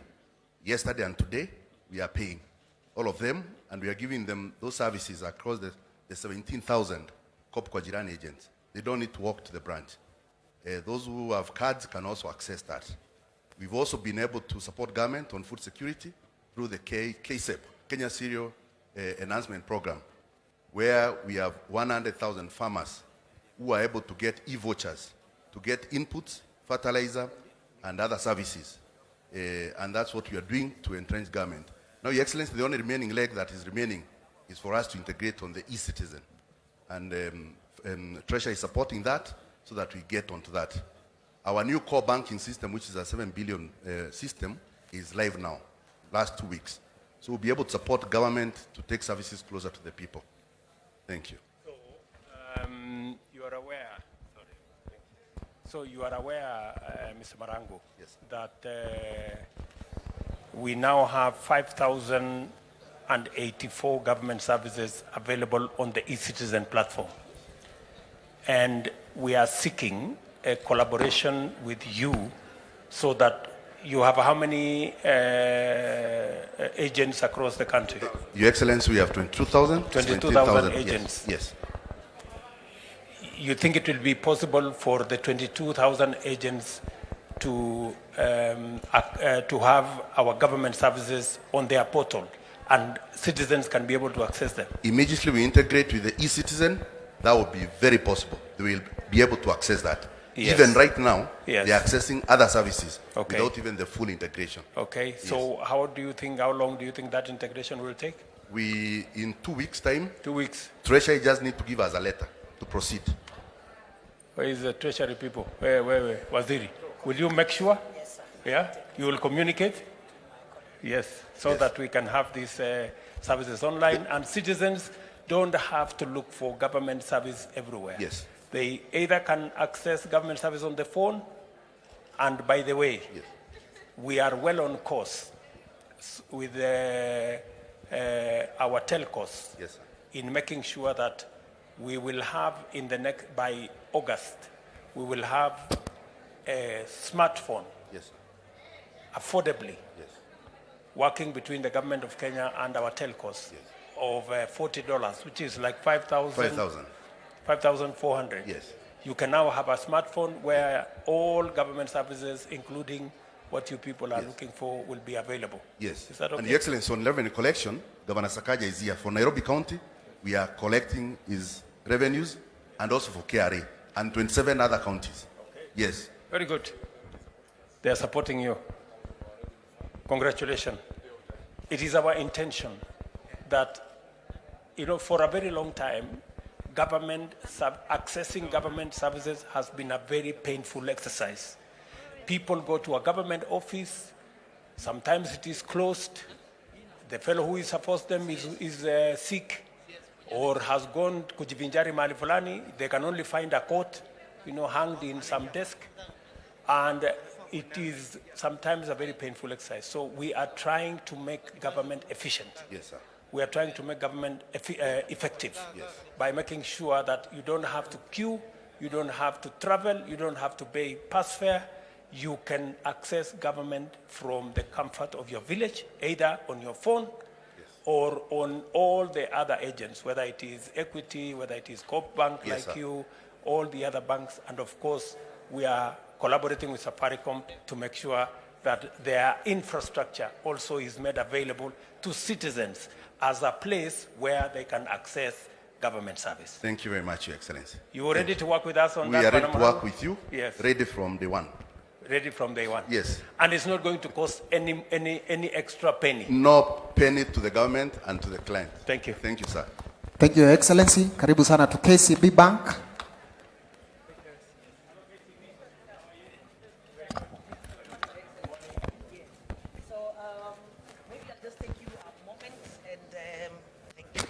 And explain about the eCitizen Bank. We've been together with the eCitizen program since 2014 when they had only 5 services on it. Now there are over 5,000 services and we are very proud supporters. If I can just show you here what the POS looks like, that is at all our agents, both in country, you can see there eCitizen services, on our apps, on our USSD *522#, 844#, all of them are carrying eCitizen services. Yes, and the intention is that even the ones who are, we have over 6,000 e-agents around the world, all of them are carrying the eCitizen services as well. And our intention is to ensure that Gavam Kononi is published on our channels as well and availed across the entire network of the bank and across the group. So it is our pleasure, truly, to work with the government. Thank you very much. Sorry. Thank you very much, Madam. And I want to say thank you very much to KCB for being a partner with the government of Kenya on the delivery of the eCitizen platform. The eCitizen platform, as you are aware, we undertook that we were going to run a digital government. And my undertaking was that we were going to get at least 5,000 government services by 30th June, which is today.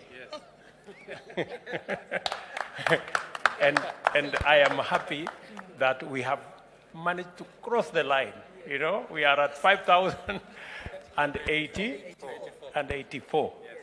5,084. Our intention, when we came into office, we estimated that government services were around 7,000. But I think after now starting the digitization process, there are actually much more. I think we are discovering government services every day that need to be digitized. And therefore, it might go actually to between 9,000, maybe 10,000. Is that okay? Is that correct, Waziri?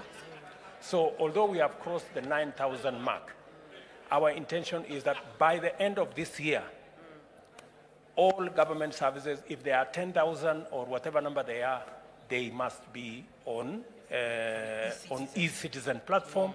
They must be available digitally. Yes. And part of what we are doing to make sure that as government services go to the digital platform, citizens must also have access to the internet. Because if they are available online and citizens cannot go online, then it becomes difficult. And that is why We are rolling out the 100,000 kilometers of new fiber optic backbone.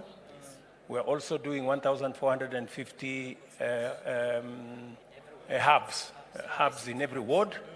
We are doing 25,000 hotspots across Kenya so that citizens can have access to the whole of that ecosystem. Now, let me ask you, the e-citizen platform with 5,000 now and 84 services, there is a dedicated government pay channel. Yes. 222, 222. Is that correct? Yes, 222, 222. And the expectation of the government of Kenya is that all government revenue must now go through 222, 222 so that Treasury can have sight of every government service that is paid for. And I'm going to be making an announcement here that in the next 90 days, all other pay bills must be shut down. Because we have a problem of some of the pay bills that even we cannot account for. We have close to 1,000 plus pay bills all over the place by all manner of people, some of which we don't even have sight of. They must now be closed down, and all government money will be paid through 222, 222 that goes to the Treasury. And then the Treasury will make sure that that whole ecosystem, if there is money going to A&A, they should go back to the respective ministries, departments, and agencies. What is KCB as the bank that is working with us? What steps have you taken to make sure that that whole ecosystem around 222, 222 is safe and works for the people of Kenya? And what is the connection between you and Treasury in that system? Okay, so we are the settlement bank for e-citizens. So all the payments will end up in the government accounts that are held in KCB Bank. Our intention is to ensure, because the convenience for all Kenyans is to have the option that regardless of where your source of funds is, whether you're carrying cash, you want to do it on mobile, you want to do it from card, you want to do it from out of the country, all of it must terminate through one channel and into one account. And that is what will ensure then that there is confidence that revenue assurance is being tracked. So our intention as the organization that is tasked with the responsibility of ensuring that the government funds are followed to every cent, that this is channeled through one path. And regardless of the source of funds though, then the Kenyan can be able to, regardless of whether you're carrying cash, you can go to any agent, regardless of the bank, regardless of the location or where you are, but all of it at the end of the day will channel through one path. So maybe another thing that I would want to mention now that we are discussing this whole ecosystem, apart from making sure that there are no multiplicity of pay bills, you know, by government agencies, number one. Number two, all payments. No citizen should be told, go and pay for this service using this pay bill. No. All Kenyans must know, if I have to pay for a government service, it has to be 222, 222, number one. Number two, even if I have to pay cash, somebody should not tell a Kenyan, go and deposit this cash in bank account X. No bank account X anymore. If it has to be in cash, go get the cash, get it into pay bill. Go to the agent, put it in that pay bill. Yes, put it in that pay bill, and so the that payment completes. we are all clear. There is no government revenue being put in accounts which nobody knows where it is going. For citizens to know that I am paying for a government service, it must end up in 222, 222. Yes. All of it will be channeled through that one channel. Very good. And the holder of that account is Treasury. Yes. The holder of that account. The owner of the account is the owner of the account is Treasury. So the money will go to Treasury, or it will go to KCB. It will go to Treasury. Yes. It must go to Central Bank. Yeah, the to account. channel it, Yes. because the connectivity must be in place. Yes. That is what your bank is good for. Okay. Thank you very much. Thank you, Your Excellency. Thank you, Your Excellency. You are now entering the Ministry of Health. Hello. How are you? Fine, thank you, sir. Welcome to the ministry. Yes. Thank you very much, Your Excellency. This is the Ministry of Health, together with my PSS and my technical teams here. Your Excellency, one of your agenda is digitization. So what we have done at the ministry, we have developed our digitization vision board. This is how it looks like, Your Excellency, that you have already given us an enabling environment based on your pronouncements. And based on this, we are working together with the Ministry of ICT that has provided for us the national ICT infrastructure to ensure that there's connectivity through the local area network, wide area network, and fiber. We are working together very well, and they are assisting us even in development of our other areas. Your Excellency, at the middle here, this is the National Core Digital Health Services. And in this National Core Digital Health Services, Your Excellency, what you see in green, Kenya Community Health Unit Registry, Kenya National Health Terminology, Kenya Health Facility Registry, we have already achieved. That is why they're in green. To mean that we know all the facilities that are within this country under the Kenya Health Facility Registry. We also know the Kenya Community Health Unit Registry. Remember, we have our community health promoters that link up to the community health unit. We already know what it is. And we have the terminology area. Your Excellency, we are working together with the Ministry of Interior so that we have the unique identifier. Once we have it, then we go ahead and continue development of the Kenya Client Registry. That the unique identifier from Ministry of Interior is the same one that a Kenyan will use to access services all throughout. Your Excellency, last week we launched with you the Human Resource Advisory Council.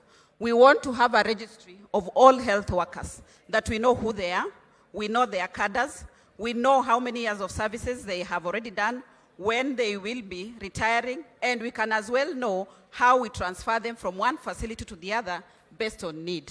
Your Excellency, all this done, we have a national shared health records. This national shared health records, Your Excellency, means if a Kenyan is accessing health services from whatever point, they don't need to move around with any kind of documentation.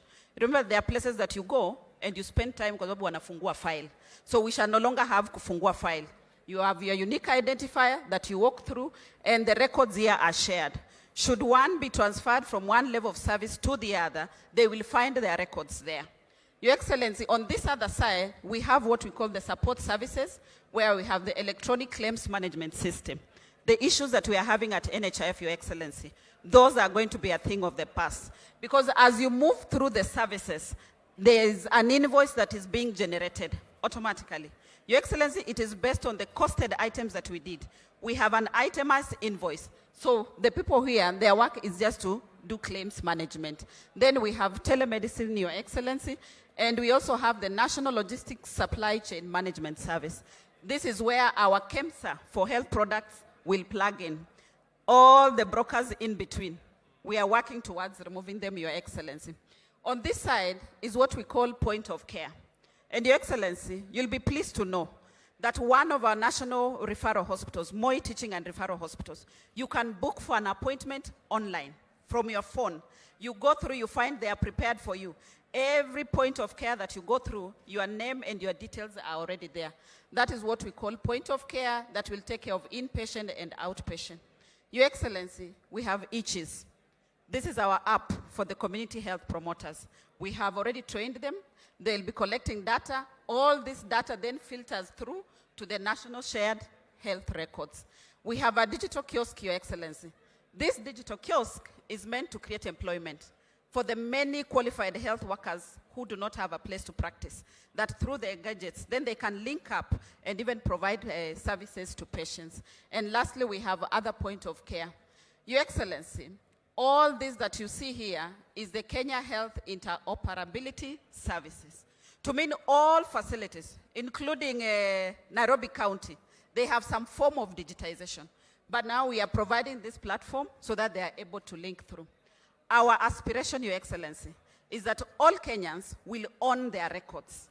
Besides owning, they will control who accesses and how they access at each point of care. Let's go to the next one. Your Excellency, this is a patient journey. Should one get unwell, this is where they start from the community level through our community health promoters, through this application, EKIS. And all this is logged onto eCitizen, Your Excellency. They come to the facility level where they are provided for services. Depending on the level, it could be level 2, level 3, up to level 6, where there's referral. Your Excellency, the previous I showed you, this is now electronic claims, where our reformed NHIF is going to be, and the other social health insurance scheme. Your Excellency, then we have the back to the community for those who need rehabilitation services. They'll be sent back to the community, and we have our shared health records. Your Excellency, we have moved further at the ministry. We have a total of 28 active agencies. Of the 28 active agencies, 12 have already onboarded on eCitizen. We have mapped out all the services that we need to onboard on eCitizen. Almost 590 are mapped, but 414 are already linked on eCitizen. Let me allow my PS to demonstrate the other two. Thank you, Excellency. Just to demonstrate to you, we have a few of those services that have been onboarded. One is through Damu Kenya. We call it Damu KE. The Damu KE is an end-to-end management information system that automates workflows of the management of blood and blood products from vein to vein national, meaning from the donor to the recipient. The system facilitates track and traces the, assuring the transparency, accountability of the donated blood, because we want to make sure that that blood that has been donated is accounted and can be traced back to who donated this blood. So this system, Your Excellency, it's all in the, here is where you do the registration. So the citizen comes and his or her data will be captured. And once that is captured, then the end here is the donation certificate. But in between here is what takes place, screening of the blood and all those things. All that now is online. So that's the certificate, Your Excellency. And then this is the pharmacovigilance electronic reporting system, where we give the patients to report cases of where there is adverse reaction or where they suspect that some of these medications that was given are not correct. So we have also put this in the eCitizen, where they register, and this will be how they will be worked on. And then finally, there is a certificate, there is a registration form that they will get, they will fill. So this is the form they fill when they have suspected adverse drug reaction, where they report that they have these cases. Thank you. We have Jali. This is a very interactive system, Your Excellency, and this one now calls upon that if you have your mobile, we can start. As a citizen, my colleague will show you how the citizens would access it, but the most important thing is the WhatsApp number, 0700799719.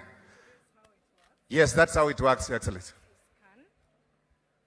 Once you scan, then you're taken to WhatsApp, and you're able to ask any question that you would want the chat box to. Okay. You start with hello. So you start communicating. Yes. Okay. Thank you. Your Excellency. Gives you the menu. If you want to know about your lifestyle and wellness, you type 1. But in this, what we are going through right now is to increase accessibility. And therefore, I'll ask my PS to type 10, this locator. It locates to you the facility that is closest to you.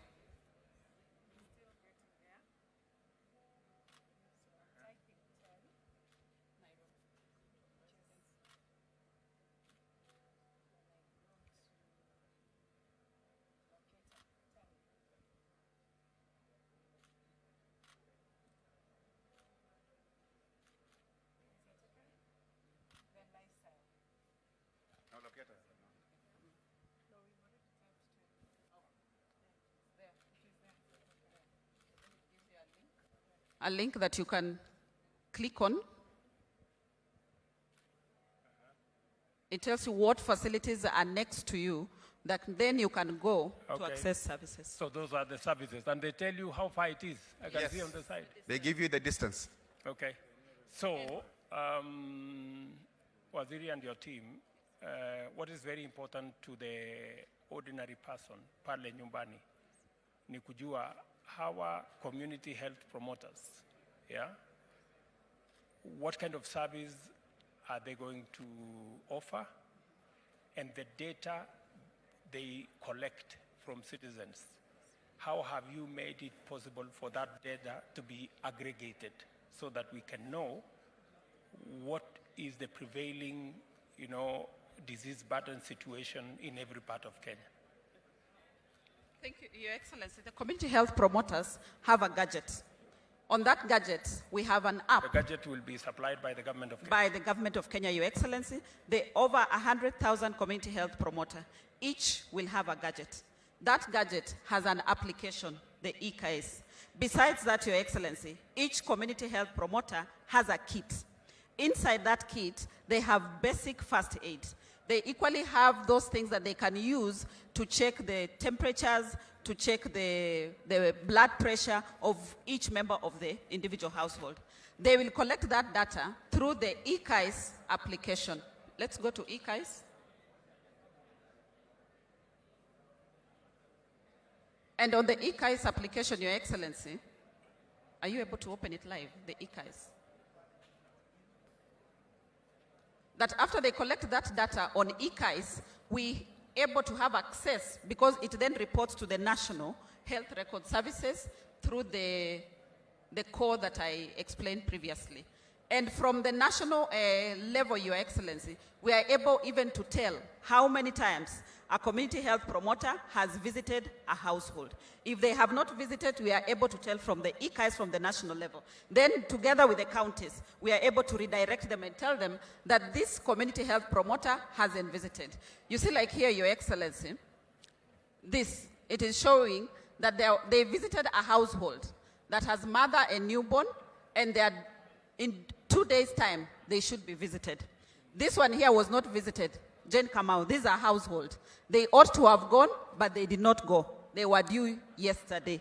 So this application, Your Excellency, it is able to assist us to monitor the performance of community health promoters. Very good. And based on the data that they are collecting here, you can see, we can generate reports now. Very good. And based on these reports, then we can even tell what is the prevalence of disease in certain parts of the country. We use it for the national decision making in terms of where should we focus on specialists, where should we focus on the health products to procure. Okay. Waziri, one more question. Yes, sir. You know the big problem we've always had with health commodities and KEMSA. Yes. How is this process of digitization, which we discussed, how will this process of digitization assist us to get rid of the challenges we have at KEMSA? Thank you, Your Excellency. Now, on this core, Your Excellency, we have point of care. Point of care, they are recording what is happening at each level. For example, if a pharmaceutical drug is being dispensed, paracetamol at each level, it is visible here on the digital system. When it is being dispensed here, the person at the end, HPT supplier, that is KEMSA, they are able to see that this drug is going down. So then it assists them in their operations to ensure that then they reorder and restock on that. On the other end of KEMSA, Your Excellency, are the manufacturers and vendors, that they are able then to monitor stocks within here. So what this system is doing, Your Excellency, it is removing the brokers that were in between. In terms of, and what they were doing is just to increase the cost of products. So now with this system, it cuts out. Because KEMSA has visibility of usage of the products on this end, and on this side, they have control because they have communication with the suppliers and the manufacturers of the items, Your Excellency. Similarly, Your Excellency, this system, it eliminates all the issues that we have had regarding claims at NHIF. Because we have an electronic claims management system here. When this patient is going through all the services, information is being collected. So now you cannot introduce a fake patient in between, neither can you introduce a fake service in between, because we have an itemized invoice being managed with an electronic claims management system. Wonderful. Thank you, Your Excellency. Thank you very much. Thank you, Your Excellency. Welcome to the Minister of ICT.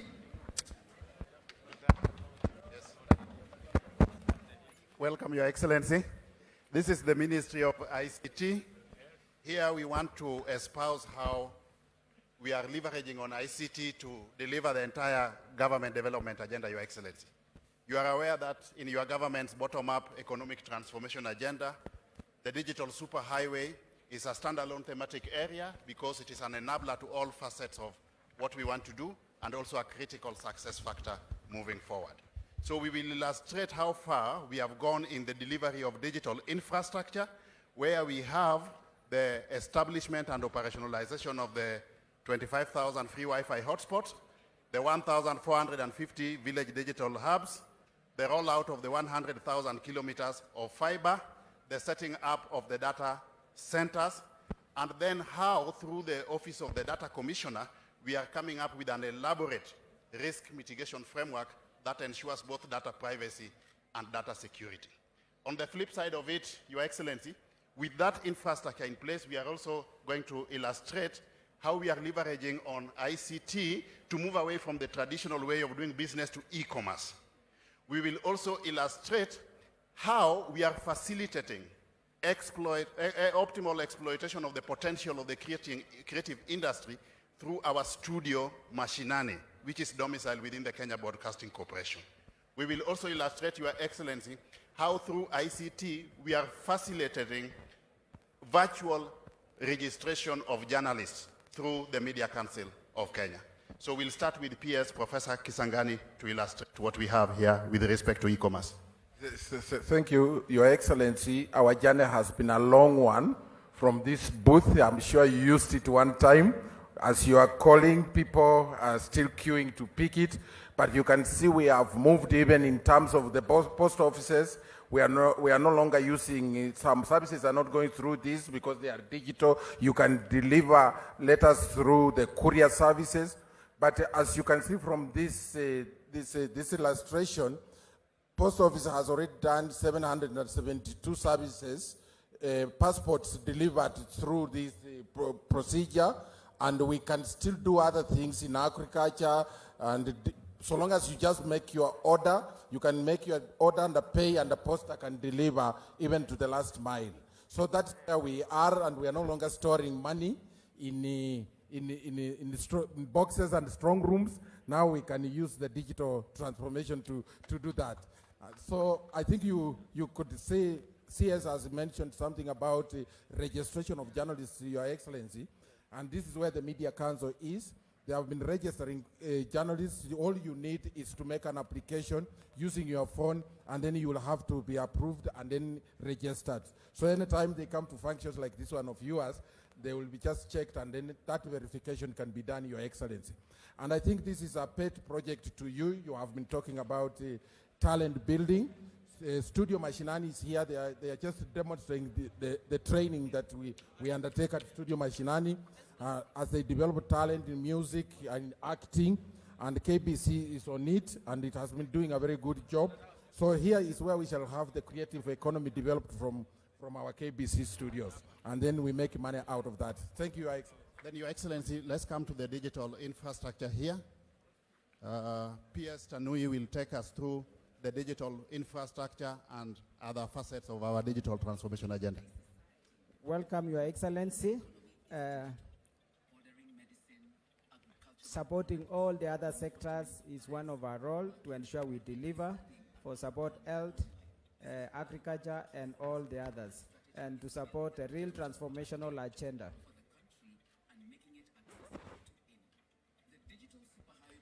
This, we are building the infrastructure across the country, the 100,000 kilometers. We have identified all the points that we are going to deploy, and we are going to work with private sector and also public sector institutions. And the main 5 points, Your Excellency, on the digital superhighway are this: rollout of 25,000, 1,450, automation of government services, implementation of the physical addressing system to support e-commerce, and digital skills that will focus on jobs and entrepreneurship. Your Excellency, to ensure we connect effectively, we are going to also explore new solutions like this satellite solution. One of the satellite solutions that can be used where there is no fiber will connect.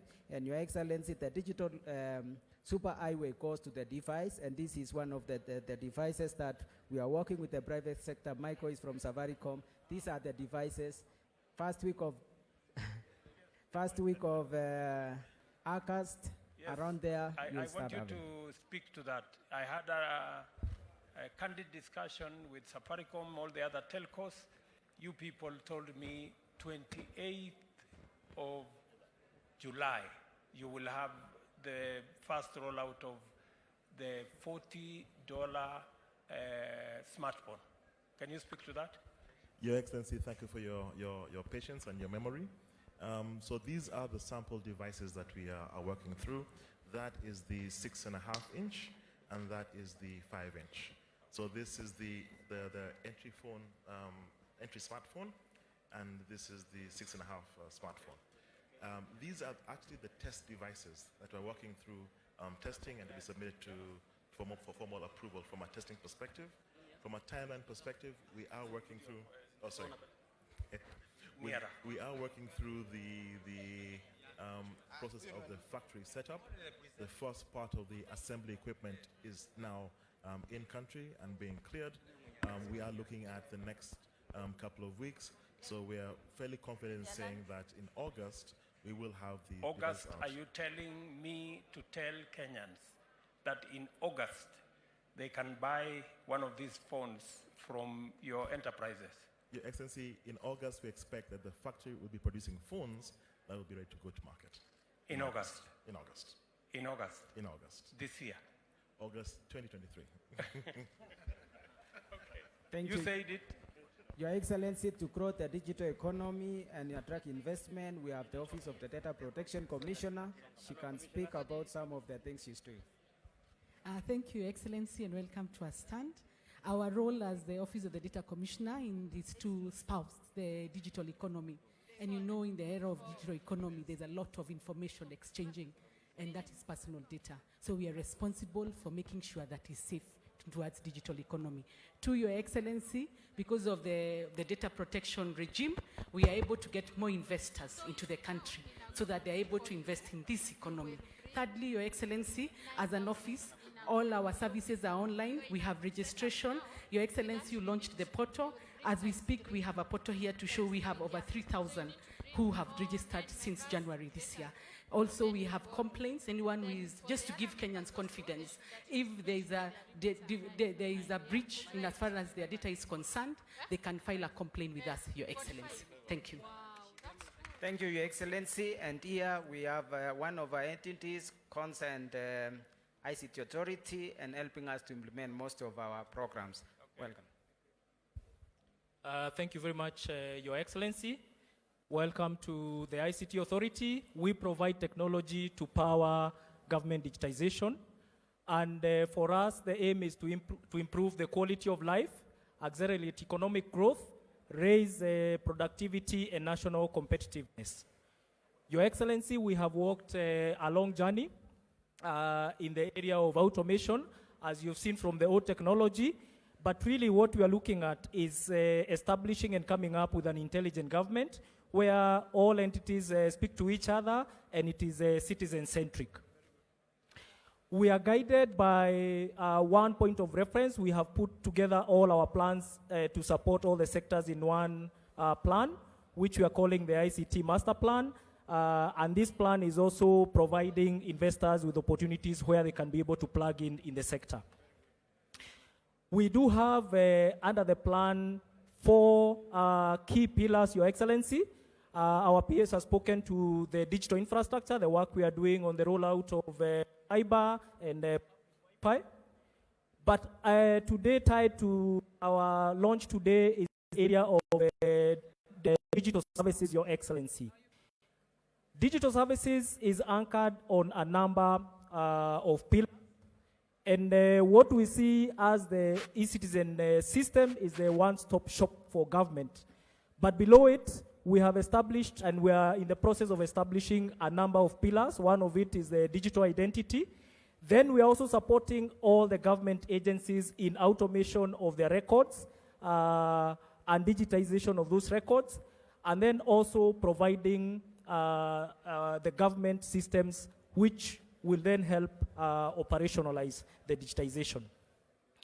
Your Excellency, just to take you back quickly, the other two pillars, one is on digital innovation and enterprise. For this, we have done e-commerce portal, which as we deploy the public Wi-Fi, the people in the markets can go in as a marketplace, and we are going to show you just quickly how that works. We realize that as we deploy this technology, and we onboard services and we avail services online, we need to empower our people for them to be able to utilize these services and also skill the public sector for them to deploy and serve our citizens. So, Your Excellency, we will just later on show you. So my question to you is exactly on that lady there. Can you go back there where you are? Have you just come from? No. Yeah, here. You remember this, so what, because you've talked about digital skills, right? And e-commerce and digital jobs, yeah? Digital opportunities. So, what is the plan on digital skills? Because we have the program that we are working with Tibet. We have asked our members of parliament to work with you at the ICT to establish digital hubs. Yes, Your Excellency. Or ICT hubs. Yes. 1,450, one in every ward. Yes, and I am happy that members of parliament have agreed, and they are already working on the legislation to enable CDF to be deployed in that. And then number three, we also need to bring, working with the counties, and I'm happy Governor Sakaja was here, working with the counties to bring the vocational training centers.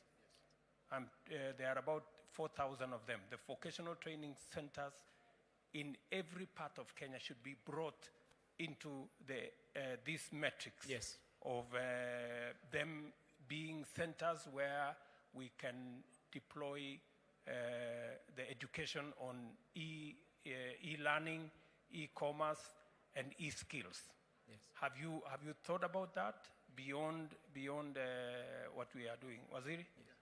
Thank you, Your Excellency. We have already have consultative sessions with the Council of Governors, and the county governments have committed to make the vocational training centers available for this purpose. We have agreed on very, very clear roles and responsibilities. As government, we are going to provide the internet, we are going to provide the personnel. But the county governments, first of all, they will ensure that as we roll out the fiber, they will not be charging anything for the way leaves. That will be free to enhance connectivity. They'll also then subsequently ensure that the polytechnics are available for us to deploy the devices, and they are going a step further to facilitate defrayal of the cost of electricity in all those institutions, so for purposes of sustainability. And have you also considered, just in case the counties don't have the money, for example, to put up an extra ICT facility to be used in the Tibet, in the vocational training center? Yes. Have you considered how we can work with members of parliament? Yes. Because members of parliament have proposed that they can use the CDF facility to build either a lab or an extra classroom for this purpose. I would suggest that you explore the possibilities of, just in case, because many of these facilities may not have the requisite infrastructure for you to deploy the internet and the e-learning facility. Again, Your Excellency, that's work in progress. In fact, it is at the very tail end. We have had consultations with the members of parliament through our ICT committee of the National Assembly and the ICT committee of the Senate. They have committed to provide facilities in each and every ward where we can do the deployment of the village digital laboratories. They have gone a step further, Your Excellency, to facilitate amendments to the relevant acts that would enable them to meet some of the costs of the challenges we have been facing, such as electricity, Your Excellency. Thank you. Thank you very much. Thank you, Your Excellency. Welcome to the home of hustlers. Your Excellency, pardon. Welcome to the Ministry of Cooperative and MSME, Your Excellency. If you don't mind, you can take a 2-minute sit, or if you can stand. Your Excellency, yeah, you can choose. You can choose. Prime, the Deputy President. Your Excellency, you gave a promise to Kenyans that government of Kenya will be able to budget and allocate 50 billion shillings per year. Your Excellency, this is about financial inclusion, financial literacy, digital literacy across the country. Today, that time, Your Excellency, we were talking about simulation. Today, we are talking of a story. We have traveled the journey. Today is exactly 7 days. This is the youngest fund in Kenya, but the largest at the same time. So, Your Excellency, I'll take you about 2 minutes to just show you and demonstrate the journey we've traveled since November 30th last year. Your Excellency, to access this fund, you go to a USSD code, *254, and then that takes you to the page of the Hustler Fund. Your Excellency, this is the journey we've traveled. The first product is personal loan product. You can see from here, in December, in November, that one day, we recorded 410,000 subscribers. In December, we recorded 16.1 million subscribers. Over time, this month of June, 210,000 were subscribers. In total, Your Excellency, we have been able to register borrowers. 17.2 of those 20.56 are borrowing currently under personal loan. Now, these are the features and the statistics that we are generating from that data. Gender distribution. The men are 53%, women 47%. And I think that's about training. We need to do training because I believe women are could be the biggest beneficiaries. Look at the phone type. The feature phone is 55%, meaning truly the borrowers are hustlers, and the smartphone is 45%. Now look at also the distribution in terms of counties. The lowest county is 51,000 subscribers, and the highest, which is Nairobi, is 2 million subscribers, which is almost related to the population distribution across the country. Also, it tells you the fund is equitable. It spreads across the country. Next page, please. Now, the personal loan product, this is the repayment. The county of Nyeri are good people, generally, in terms of payment and honoring debts. And you can see from this number, 76% are paying, Kiambu and all the way. That is how the payment and the demographics we are generating. Now, you go to the next one, the group loan product. Your Excellency, on the 1st of June, during Madaraka Day in Embu, you launched the second product. The number of groups we have been able to register so far, as of today, this morning, is 273,746. The ones that are active and ready to borrow are 26,220, meaning 9.6 of the groups that have been formed. The average, the number of members is approximately 1 million who have borrowed. Now, the ones who have been approved is 6.7, the one undergoing approval is 333. The average ticket, the average loan which has been disbursed is 77 million, and the number of loans that have been issued is 11,000, and the groups that have borrowed are 11,431. Now, the other information we are getting, the average ticket now to the groups is 6,739, and the highest ticket, the highest group that has borrowed is 54,000. Our journey is to move from, our highest ticket will be 200,000 when the groups attain the limit. The loan repayment, we have also recorded. Now, when it comes to group, you see the disparity widens. There are more men who are borrowing under groups, 58%, women are 42%. Basically, we think it's about training, sensitization, and capacity building. Now, look at the average age of borrowers. Over 18 to 29, the character and the age of the group is 43%. Basically saying these are youth. And then you go to below 50%. You're saying 70% of the borrowers are below the age of 39?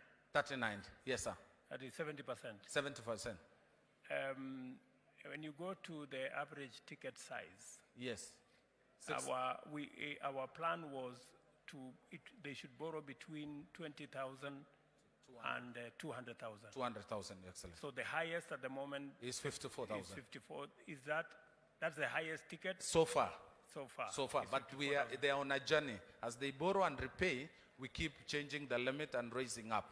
And I believe and again, it depends on the group. If the group has it's made of, so if you borrow and pay on time, then your credit score is very high. So the average of the members gives you the limit for that group. So let's go to the next page, please. So registration and formalization, you see we have this e-certificate as part of onboarding. And there is a graduation we are building and partnership we are forming. If you allow me, let me allow the PS to just take us through the formalization and partnership. Thank you. Thank you so much, Your Excellency. This has proven to be the most productive digital financing product across the globe. So here, the story we are telling here is that all the Hustler Fund beneficiaries with positive credit score can now be graduated from the personal loan to the second loan which you are having right now, product which is Chama, and the next the SME loan and also the startup loan. But again, there is an opportunity now to graduate them based on their positive to the Youth Enterprise Fund loan, to Wezo Fund, and also for those ones who are interested in borrowing loans to invest in the manufacturing sector to the level of 20 million shillings, they can also access through KIE without necessarily providing collaterals, because now we are building a culture of credit score. Let's move on. And again, through this product, we've been having conversation with a development partner. The financing gap in Kenya, as far as MSME is concerned, is 20 billion USD. And now they are willing to take on board all the Hustler Fund beneficiaries, the 20+ million Kenyans who have subscribed through that and have registered credit score. We scaled them up so that they can move from micro, small, medium, and eventually to large enterprises. So far we have commitments, we have commitment from the World Bank. We are working on the 3 programs with them, which will benefit the Hustler Fund beneficiaries who have positive credit score. We have KFW, who have put in 3 billion Kenyan shillings to support entrepreneurship development, again, of the Hustler Fund beneficiaries. We have ADB, JICA, EU, and many other partners coming on board. And also, we've had expression from the commercial banks, including KCB. In fact, KCB were asking us, when can we start lending to these 7 million regular borrowers of the Hustler Fund? And we are working out that. We are nurturing a culture of credit score. As you know, we didn't have that culture. Already, the 7 million Kenyans who had been listed in the credit bureau have now successfully been rehabilitated, and now they can be integrated back to the economy. We're also working with the private sector to create a reliable credit score based on alternative data driven by opportunities. For example, those who are investing in our priority value chains, dairy, leather, building and construction, can now have a metric that can support them to access higher. And Your Excellency, here we are promoting a saving and investment culture. I didn't see you with your phone because you were first Hustler Fund beneficiary. You would have checked your saving balance. But I know Mheshimiwa Lelengemit can be able to check. She has been a very good borrower. As I take His Excellency through this slide, start checking your saving balance for us. And here so far, through the mandatory savings, we've been able to mobilize about 1.6 billion in just 8 months. And also, we can talk of a voluntary saving, which we just launched 3 months ago, that is now has risen to 60 million. Through this culture of saving and investment, we are asking our hustlers can now invest in housing, can invest in health insurance, in education, and any other program that can benefit them in future. We are now, Your Excellency, through this particular progress, we are now transiting our society from social protection to social security. Market linkages, again, Your Excellency, we want to create a virtual market to enhance access to market both local and globally for over 20 million MSMEs that we have in Kenya. Thank you, Your Excellency. Thank you very much. Maybe the last one is the power of partnership, public-private partnership. Without the private sector, Safaricom, Airtel, Telcom, KCB, Family Bank will not be where we are. So we are showcasing the power of public-private partnership. And that platform we are creating will create e-commerce. 20 million people can create a powerful e-commerce. The aggregation centers we are building in our counties will be a very good area where we can also showcase the Hustler Fund. Your Excellency. Thank you very much, Waziri. I think the success of the Hustler Fund that is built on a digital platform speaks to the whole of government approach to digitizing government services. 20 million Kenyans, 17 million borrowers, 7.1 million regular borrowers on the Hustler Fund have been able to transact with government, with the Hustler Fund, without knowing anybody. They didn't have to go to no office, they didn't have to speak to nobody, they didn't have to pay no one. Each and every member of our society has been able to access, and the numbers are here. They speak for themselves. County by county, we have 2 million people in Nairobi County. We have 1.1 million people in Kiambu, 848 million in Nakuru, all the way. Kwale, 270,000, not million, 270,000 people. Nyandarua, 200,000 people. Elgeyo Marakwet, 140. So all these Kenyans, Homa Bay, Migori, 322. Taita Taveta, or that's what? Trans Nzoia, 327. You know, Embu, 278,000. All these Kenyans have been able to access this financial government service without having to talk to anybody. It is the same reason why today we are launching another 5,000 government services that will travel the same journey as the Hustler Fund. You don't have to know anybody. You don't have to go to no office.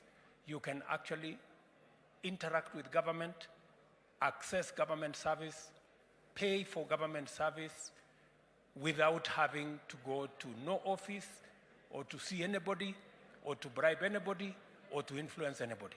That is the kind of government we are building. On a digital platform, using technology, we can make government efficient, we can get government effective, and we can make government accountable. We don't have to lose any money because of pilferage or because of interaction or people, Kenyans having to bribe anybody to have access to any government service. I know members of parliament like Mr. Lelmengit here, they were waiting for government to give them the Hustler Fund money so that they can go and set up an office and distribute the money to their supporters. I'm sorry, Mr. Lelmengit and your group, that it was not possible. The digital platform assisted us, and we made things easier for you. You don't have to struggle identifying people. You don't have to be blamed for giving this guy and not giving the other guy. Technology has made a lot of things easy for us. Did you have something to say, Mheshimiwa? Yes, Your Excellency. I'm also a beneficiary of the Hustler Fund. From the first day, I borrowed 5,000 when you launched, 500 shillings when you launched. And now I can comfortably borrow 3,500. My savings is around 3,200. And we have voluntary savings and we have mandatory savings. Okay. So it depends. When it's you borrow, for example, you borrow 3,000 shillings, mandatory savings is 150 shillings. Okay. But we can also add on the voluntary savings. Very good. Thank you, Your Excellency. Thank you very much. Congratulations. Thank you, Your Excellency. Karibu to the Minister of Foreign Affairs and Labor. Karibu, sir. Karibu sana, Your Excellency. Here it's a partnership between the Ministry of Foreign Affairs and Diaspora and the Ministry of Labor. It's about Kazi Maju. We're also cutting the middleman. So what we've come up with a platform whereby Kenyans can go online and look for job opportunities all over the world. So we'll be posting a lot of opportunities from different countries. You go in there, you find a section where you can put in your details. It connects you to agents who are recruiting people from different parts of the world or even from this country. You are able to also be able to get a skill assessment done so you can look at the different opportunities, and we connect you directly to the employer. It goes all the way until you leave the country with even a stamp that allows you to leave the country, that immigration has cleared you, that you are going to a job that is known. It will also be able to track the remittances and how your life is continuing overseas. So itakuwa ni kama kazi chap chap. Hakuna mambo ya kungojea kutafutiwa kazi na mtu. You log in, you get your job, and we'll be feeding the jobs here and cutting out scrupulous agents. So if an agent is not listed in this system, you don't trust them. Kenya government itself, the Ministry of Diaspora, will also become agents. We are forming teams that will be going out in the different parts of the world looking for jobs and uploading them so that Kenyans can also apply for those jobs that have been sought out by the Kenyan government. I'm going to give the Minister of Labor to say a few words, and we've got a champion, Judy Chipchichiru, who has been able to send over 7,000 people overseas, and we've got a young man called Zablon who today wants to apply and look for a job immediately and get posted so that he can leave the country in a month and go look for opportunities overseas. Your Excellency, Kazi Maju. So Kenyans need to be ready to apply. 2 questions, Waziri. Yes, sir. I asked you and your colleague in Ministry of Labor to work on bilateral labor agreements so that we can have a framework where Kenyans access the jobs in a manner that nobody takes advantage of them. We negotiate ahead of time. We know how they are going to stay. How far are we on the matter of bilateral labor agreements? Question number 1, because that's the correct framework for us to do it. Number 2, you know the intention of this government is to make sure that we take our remittances from 400 billion to 1 trillion. Beyond. 1 trillion is our mark. How many jobs is the target for the next 5 years? How many Kenyans do we want to export as labor to other countries? What is the target? Thank you, Your Excellency. The first one about bilateral labor, and I'll let my colleague also answer some of the questions. I don't want to hog the microphone. As the Ministry of Foreign Affairs, we make sure that first we have bilateral agreements, frameworks with different countries. For example, in Australia, they are looking for people as low, not as low, but people who don't even need to have a lot of skills. You can go there with a bit of skill as a barrister, you can go there as a little skill as a sweeper and all that. And they're importing them from Europe. Kenyans can't go there because we don't have a bilateral framework. So we can't even sign a bilateral labor agreement. So we are trying to get bilateral frameworks with as many countries as possible. The Ministry of Labor then comes in and initiates bilateral labor agreements. And she'll be able to tell you how far we are. We have signed quite a bit, and we're working on the others. I will let Judy also answer the question on the issue of the numbers, because we've been dealing with that, so that at least somebody gets a chance to say something also. Thank you, Your Excellency. We work with the Ministry of Foreign Affairs. This is an integrated system.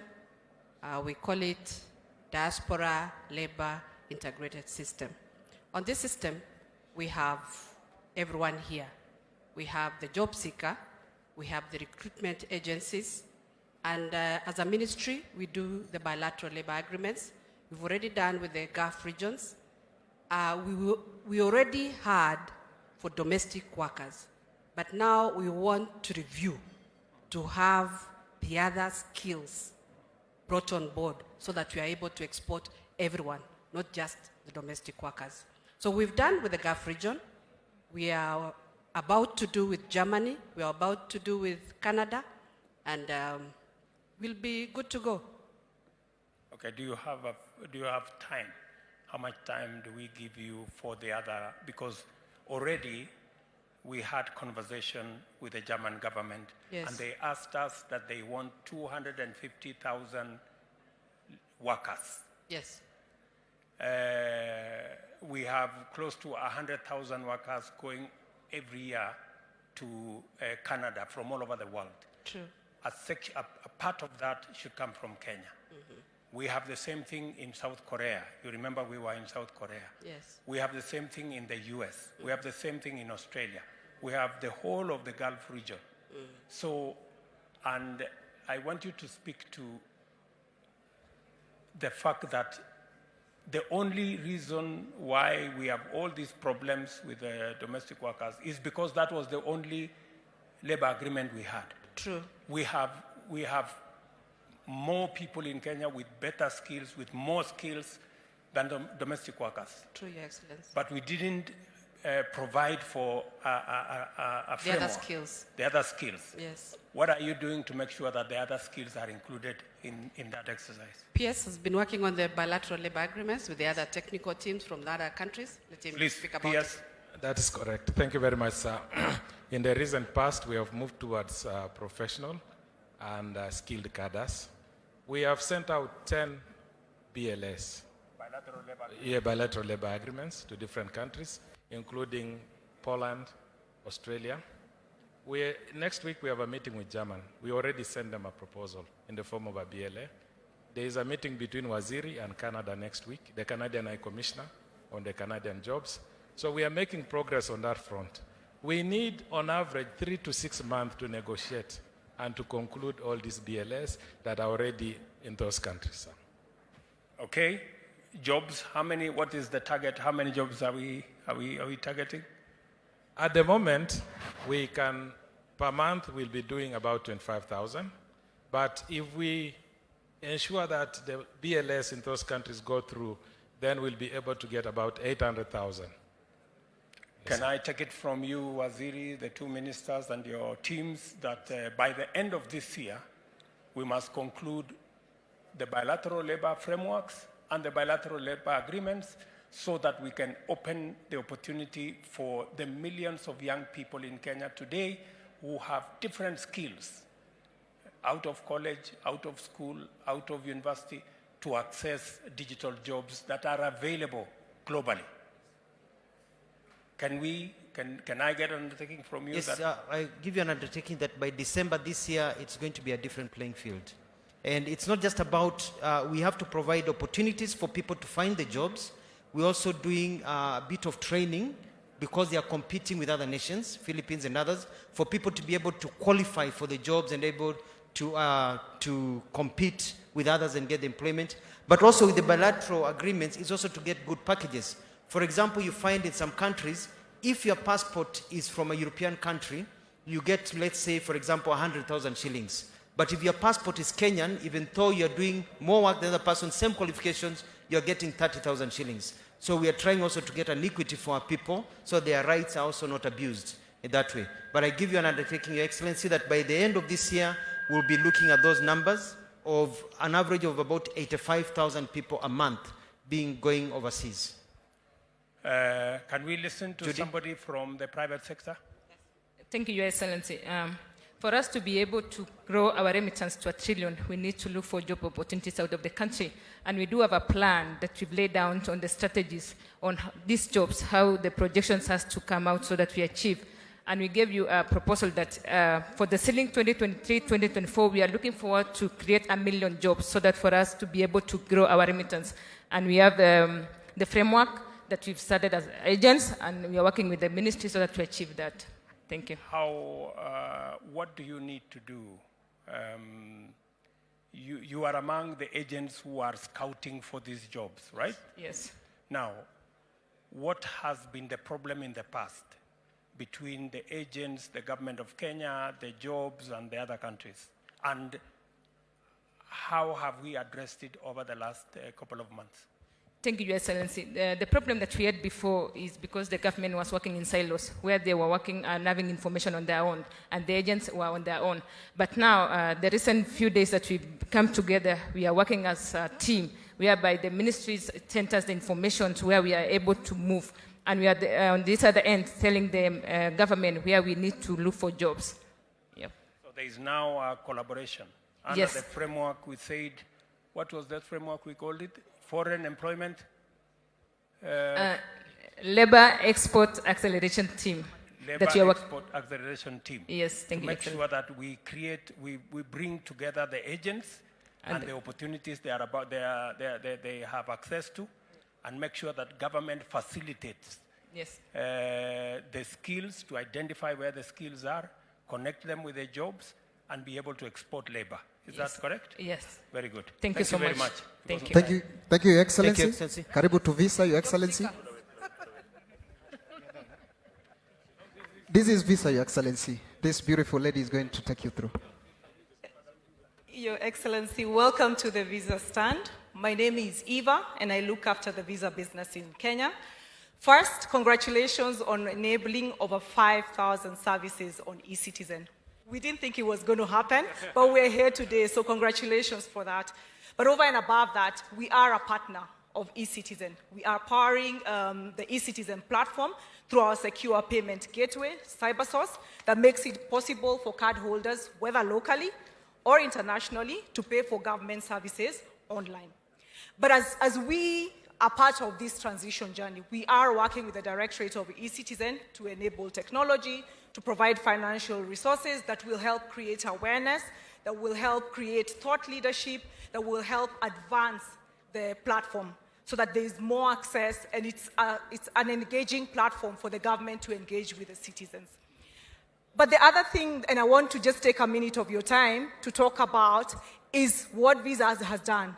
As Gava goes mkononi, Visa has also gone mkononi. So we are now making it possible for hustlers to accept digital payments on their mobile phone. And that's what I want to take a minute to show you how we're doing it. Because if they can't collect, if they can pay if they can sell digitally, then they can pay for government services. Yeah. Thank you so much, Your Excellency. My name is Paul, and I'm happy to take you through how a small trader or an hustler or any other businessman is able to receive payment digitally and at the same time also be able to pay out payments digitally.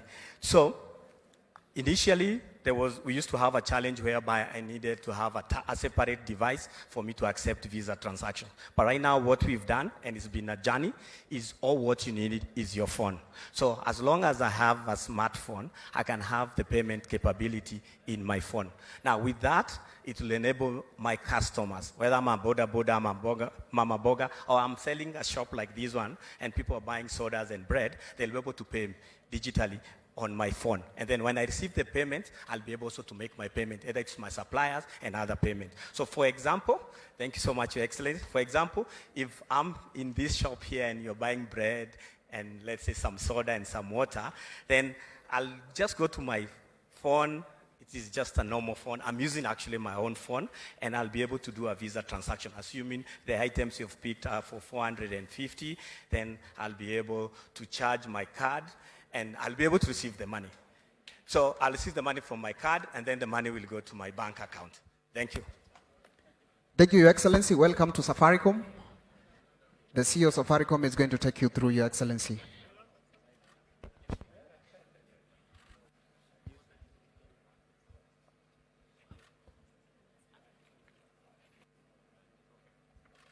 Yes, welcome. Peter. Very good. Sorry, sir. Yeah. So you welcome, Your Excellency, Honorable Cabinet Minister. So you welcome to Safaricom.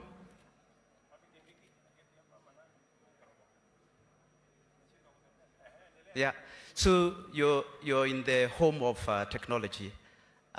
First, I want to congratulate you for the big progress in terms of digitization and going over the milestone of 5,000 transactions, or rather services to the citizens. I still remember in November on 30th when you were sitting asking me a question just before the launch of Hustler Fund, and you asked me the question, Peter, how do you feel?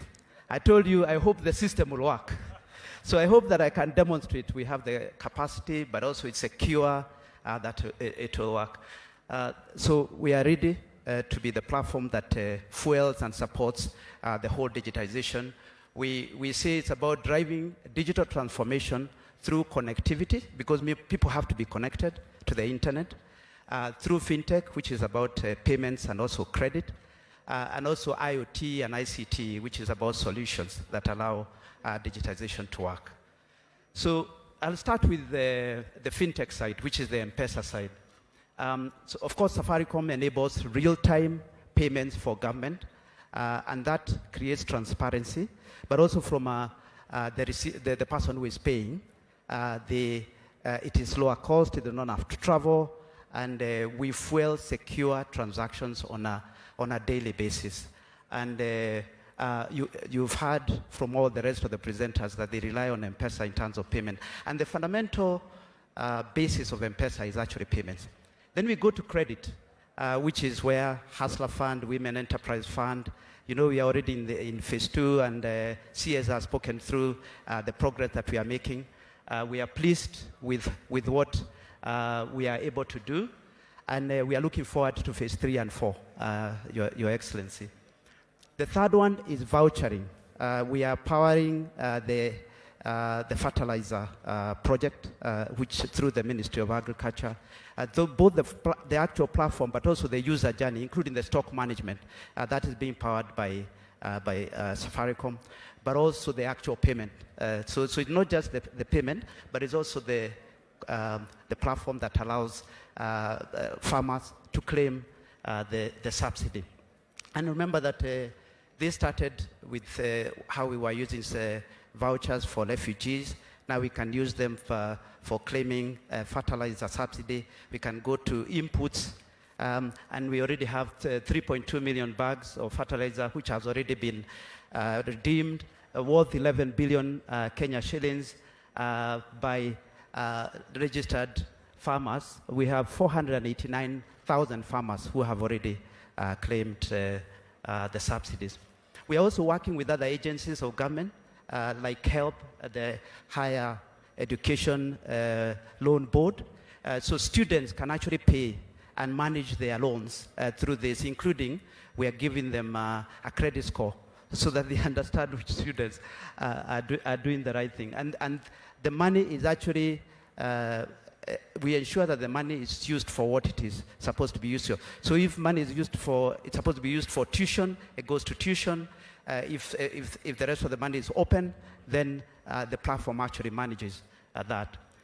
The second thing that we wanted to talk to you, Your Excellency, is connectivity.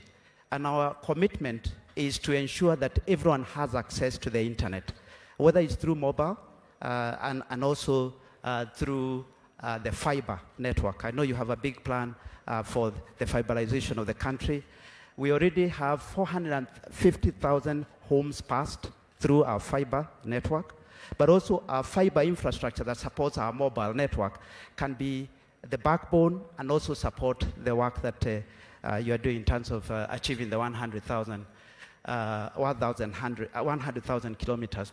In terms of mobile, we are at 97% coverage on 2, 3, and 4G, and now we have launched 5G. We will have 800 sites at the end of this year in terms of 5G. But the most important is to make sure that we don't leave anyone behind. So we work with the ICT ministry through the USF to ensure those areas that are not commercially viable, they are managed through that fund. Now, of course, once you have connectivity, you need devices. And I know this is one thing that we have spoken for a while, and I know you've been updated by the ICT CS. Yes, we will have local production. And I know that you have already been updated, so I won't go through that. But I'll also say we also have funding in terms of pay as you go. We call it Lipa Mdogo Mdogo, where a customer pays 500 shillings deposit and then 20 shillings off their M-Pesa every day. And they get a phone at the end of the period.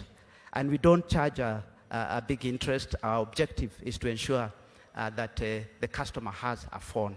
Because if they do have a phone, then also our services are secured through that phone. On that particular issue, Peter, first, let me say the following, that I very sincerely appreciate the partnership of Safaricom in all the areas you have mentioned. We did the Hustler Fund, and together with the other telcos, you led the way, and we appreciate that system. When I asked you that time, my worry was with a kind of avalanche, the system could have gone either way. But I'm happy that Safaricom has stabilized that system and it's working. On the e-voucher for our farmers, it is something that we have been discussing as government for years. I am very happy that this year, working with you and the other players, we delivered fertilizer to farmers on an e-platform, and all the other achievements we have made together. Two issues, Peter, and I want to, this is a discussion I have had with your Boniface, this man who has been to my office so many times and has been very useful. The smartphone. My good people there from ICT told me that August we will have the $40 smartphone. Is it 4G or 5G enabled? It is it's 4G, 4G. Smartphone, because that's the entry point for proper internet access. Correct. So it will be, can I confirm again to you for the second time that in August we will have a rollout of those smartphones? That is correct, Your Excellency. I can hold you to account on that? Yes, that is correct. And on top of that, yes, you're making things even better. You're telling me that 5,400 Kenyans don't have to pay for it at once. Can they, yes, can they buy that phone, lipa mdogo mdogo style? They can. So they can have the option, yes, of buying through lipa mdogo mdogo. They can buy it cash if they want. Yes. But they can also have the option of going through the credit. So this smartphone that will allow many Kenyans to access all these services can be available. They pay down 500 shillings, pay 20 shillings every day, and own the phone finally. That is correct. That's correct. Yeah. Wonderful. So I think that is something we should congratulate you for. Proceed. Oh, I proceed. Thank you, Your Excellency. And also, we also appreciate your support in helping us work with the various ministries, and we continue to partner with everyone, both at a national level, but also at a county level. I know Governor Sakaja is here. We are also working together to ensure that both the counties are actually enabled in the same way that the national government is enabled. So thank you. Finally, Peter, you have 250,000 network around the country of, is it agents? We actually have 295,000 M-Pesa agents. M-Pesa agents across Kenya. That is correct. These 295,000 M-Pesa agents, can they also have the government app, these 5,000 government services? Can they be available at each of your agents' spots? Yeah, in fact, that was the next point I was going to say, that we are happy to support the ministry and also your government in opening up the network, the agent network, to be able to serve Kenyans by having the ability for a person to go and visit, the agent. Work with the ministry to work through the process of doing that. So whether it is 295,000 or it's a smaller number, we can work through that so that we make sure that those agents are also trained to make sure they can deliver the services. But there are points of sale that can allow citizens who go there every day anyway for M-Pesa services to access government services. The second aspect is on our M-Pesa Super app. Now on the smartphone, we have 8 million customers who have already downloaded the M-Pesa Super app. So they don't have to use USSD. They can actually go to the M-Pesa Super app and access the e-Citizen. So we'll put the e-Citizen as a mini app on the M-Pesa Super app. You can see the Hustler Fund mini app is already there. Now we'll be able to put the e-citizen as a mini app on the M-Pesa super app. Just to give you an indication, about 7% of the revenue that M-Pesa comes from the app itself. It shows you just how important it is to actually give people smartphones, because they do more with their lives. And you can see they have many other services that they can access, including credit and other lifestyle services. And then the final thing that I want to speak to is on hosting. We host the e-citizen platform in a secure cloud network that is owned by Safaricom, and that is very important. That's why M-Pesa is very stable and reliable. So we host the e-citizens in a way that is secure. So as we digitize the ecosystem, it's important to emphasize security. And we have one of the best cyber security defense center at Safaricom. We have had a lot of banks and everyone stealing our people because we do have very, very good skills on the cyber side. We also are now looking at IoT, which is Internet of Things, working with, say, utility companies or transport companies. This is how you connect devices. So, for example, on non-revenue water, we are working with EDOAS, for example, as a test and as a pilot to make sure that they can get a solution that allows them to reduce the non-revenue water. We can work with the Port Authority and others in terms of, and even the KRA in tracking transport. Good. Thank you very much, Peter. I think that's quite a good story. And I agree with you that cybersecurity is going to be the next big thing. As we transit government services onto the digital platform, we must be careful that it is secure. We appreciate what Safaricom is doing, but I've already instructed Waziri here to work with his team to make sure that we have a backup of all the services of government at the DoD, and we have another backup at a secure place, which I have told you where you're going to have several backup facilities, and that because of the sensitivity of this platform, now that the whole of government is moving into that platform, security becomes front and center. And I have told Waziri here to consult with his colleague, Owalo, so that we can consolidate the whole of the e-citizen platform at the Ministry of Interior, so that we are also seized of the security requirements that are necessary to secure the delivery of government service on a platform that cannot be accessed by people who don't have to. That's great, Your Excellency, and we'll continue to work with the team. The final one is the communication itself. So we've worked with PHB Talk and the rest of the team in terms of coming up with the comms, and you've talked about the channels that we can enable, including the communication. We are experts in driving brand. You know what we did with Hustler Fund. We can also support on this, and very, very happy to be involved. Thank you, Sana, Your Excellency. Thank you. Thank you, Your Excellency. We now welcome you to the world of digital content creators. Your Excellency, these are among the 1,000 jobs that are being created by digitizing.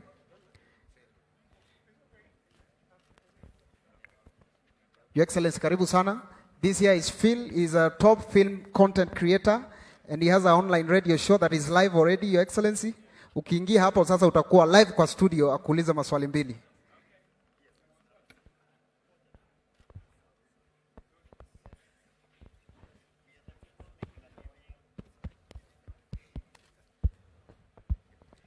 We are the people making a living out of the internet connectivity and digital content creation. And on this channel, we just have conversations with men and women who've achieved success so that we understand the path that they took. Tunataka kujua, how does one man out of 50 million Kenyans become the president of the Republic of Kenya? What constitutes, what's the DNA of such a man? Is it their upbringing? What virtues? What culture did you have? Yeah, we want to know, how did you get here? How did you achieve success? First, let me tell you, I'm just an ordinary Kenyan, like all other Kenyans. You don't have to be special, you don't have to be super, you don't have to be genius, you just need to be a simple Kenyan to be able to get where others get. And let me also tell you that we are all equal, both before God and before our Constitution. And you don't have to be special to achieve, or you don't have to be extraordinary to achieve extraordinary things. You can be ordinary, but still achieve extraordinary stuff. And being a leader is just like being an artist. I would also ask you, how did you, out of 50 million Kenyans, be the special guy that you are in your field? God, Manzi. So it's just all of us are special in our own way. All of us have talent gifted differently. Not everybody can be president. Not everybody can be an artist, a good artist like yourself. It is just the paths people choose. But that does not make you extraordinary or special. It's just that you have an opportunity. God brings opportunities across. Hard work, determination, focus, drive, passion, takes you there. But you have to be available to do what you must do. Let me say this, that those of us who have the privilege to serve in certain categories, it is not because we are special. No, it is because we have opportunity. Very many Kenyans can do the job I do. Very many Kenyans can do the job you do, right? I consider myself privileged that out of 50 million Kenyans, I am today president. It's not because I am special in any way. God has given me an opportunity, and that is why I don't take it for granted, and that is why I work very hard, because I need to make a difference. That's why, for example, we are here today launching this program. A lady just across in Visa reminded me that when I told them as Visa that time, because they are supporting us on e-citizen, when I told her that we were going to have 5,000 government services in 6 months, she just said she didn't believe it, right? But today, she is part of the launch of 5,084 government services that will be available online, digitized, completed. There are another 3,000 something services that are halfway towards completion. So it just takes determination. It takes focus, and commitment. And that is why I want to persuade the people of Kenya that it may have looked difficult, 6 months ago. How are we going to move from 320 services that were available online that time to 5,084? I haven't done it alone. I have done it with a huge team. The people in the interior, I must say, they have done a wonderful job. The people in ICT, many Kenyans, the people working in ministries, departments, agencies, they have been part of this whole exercise.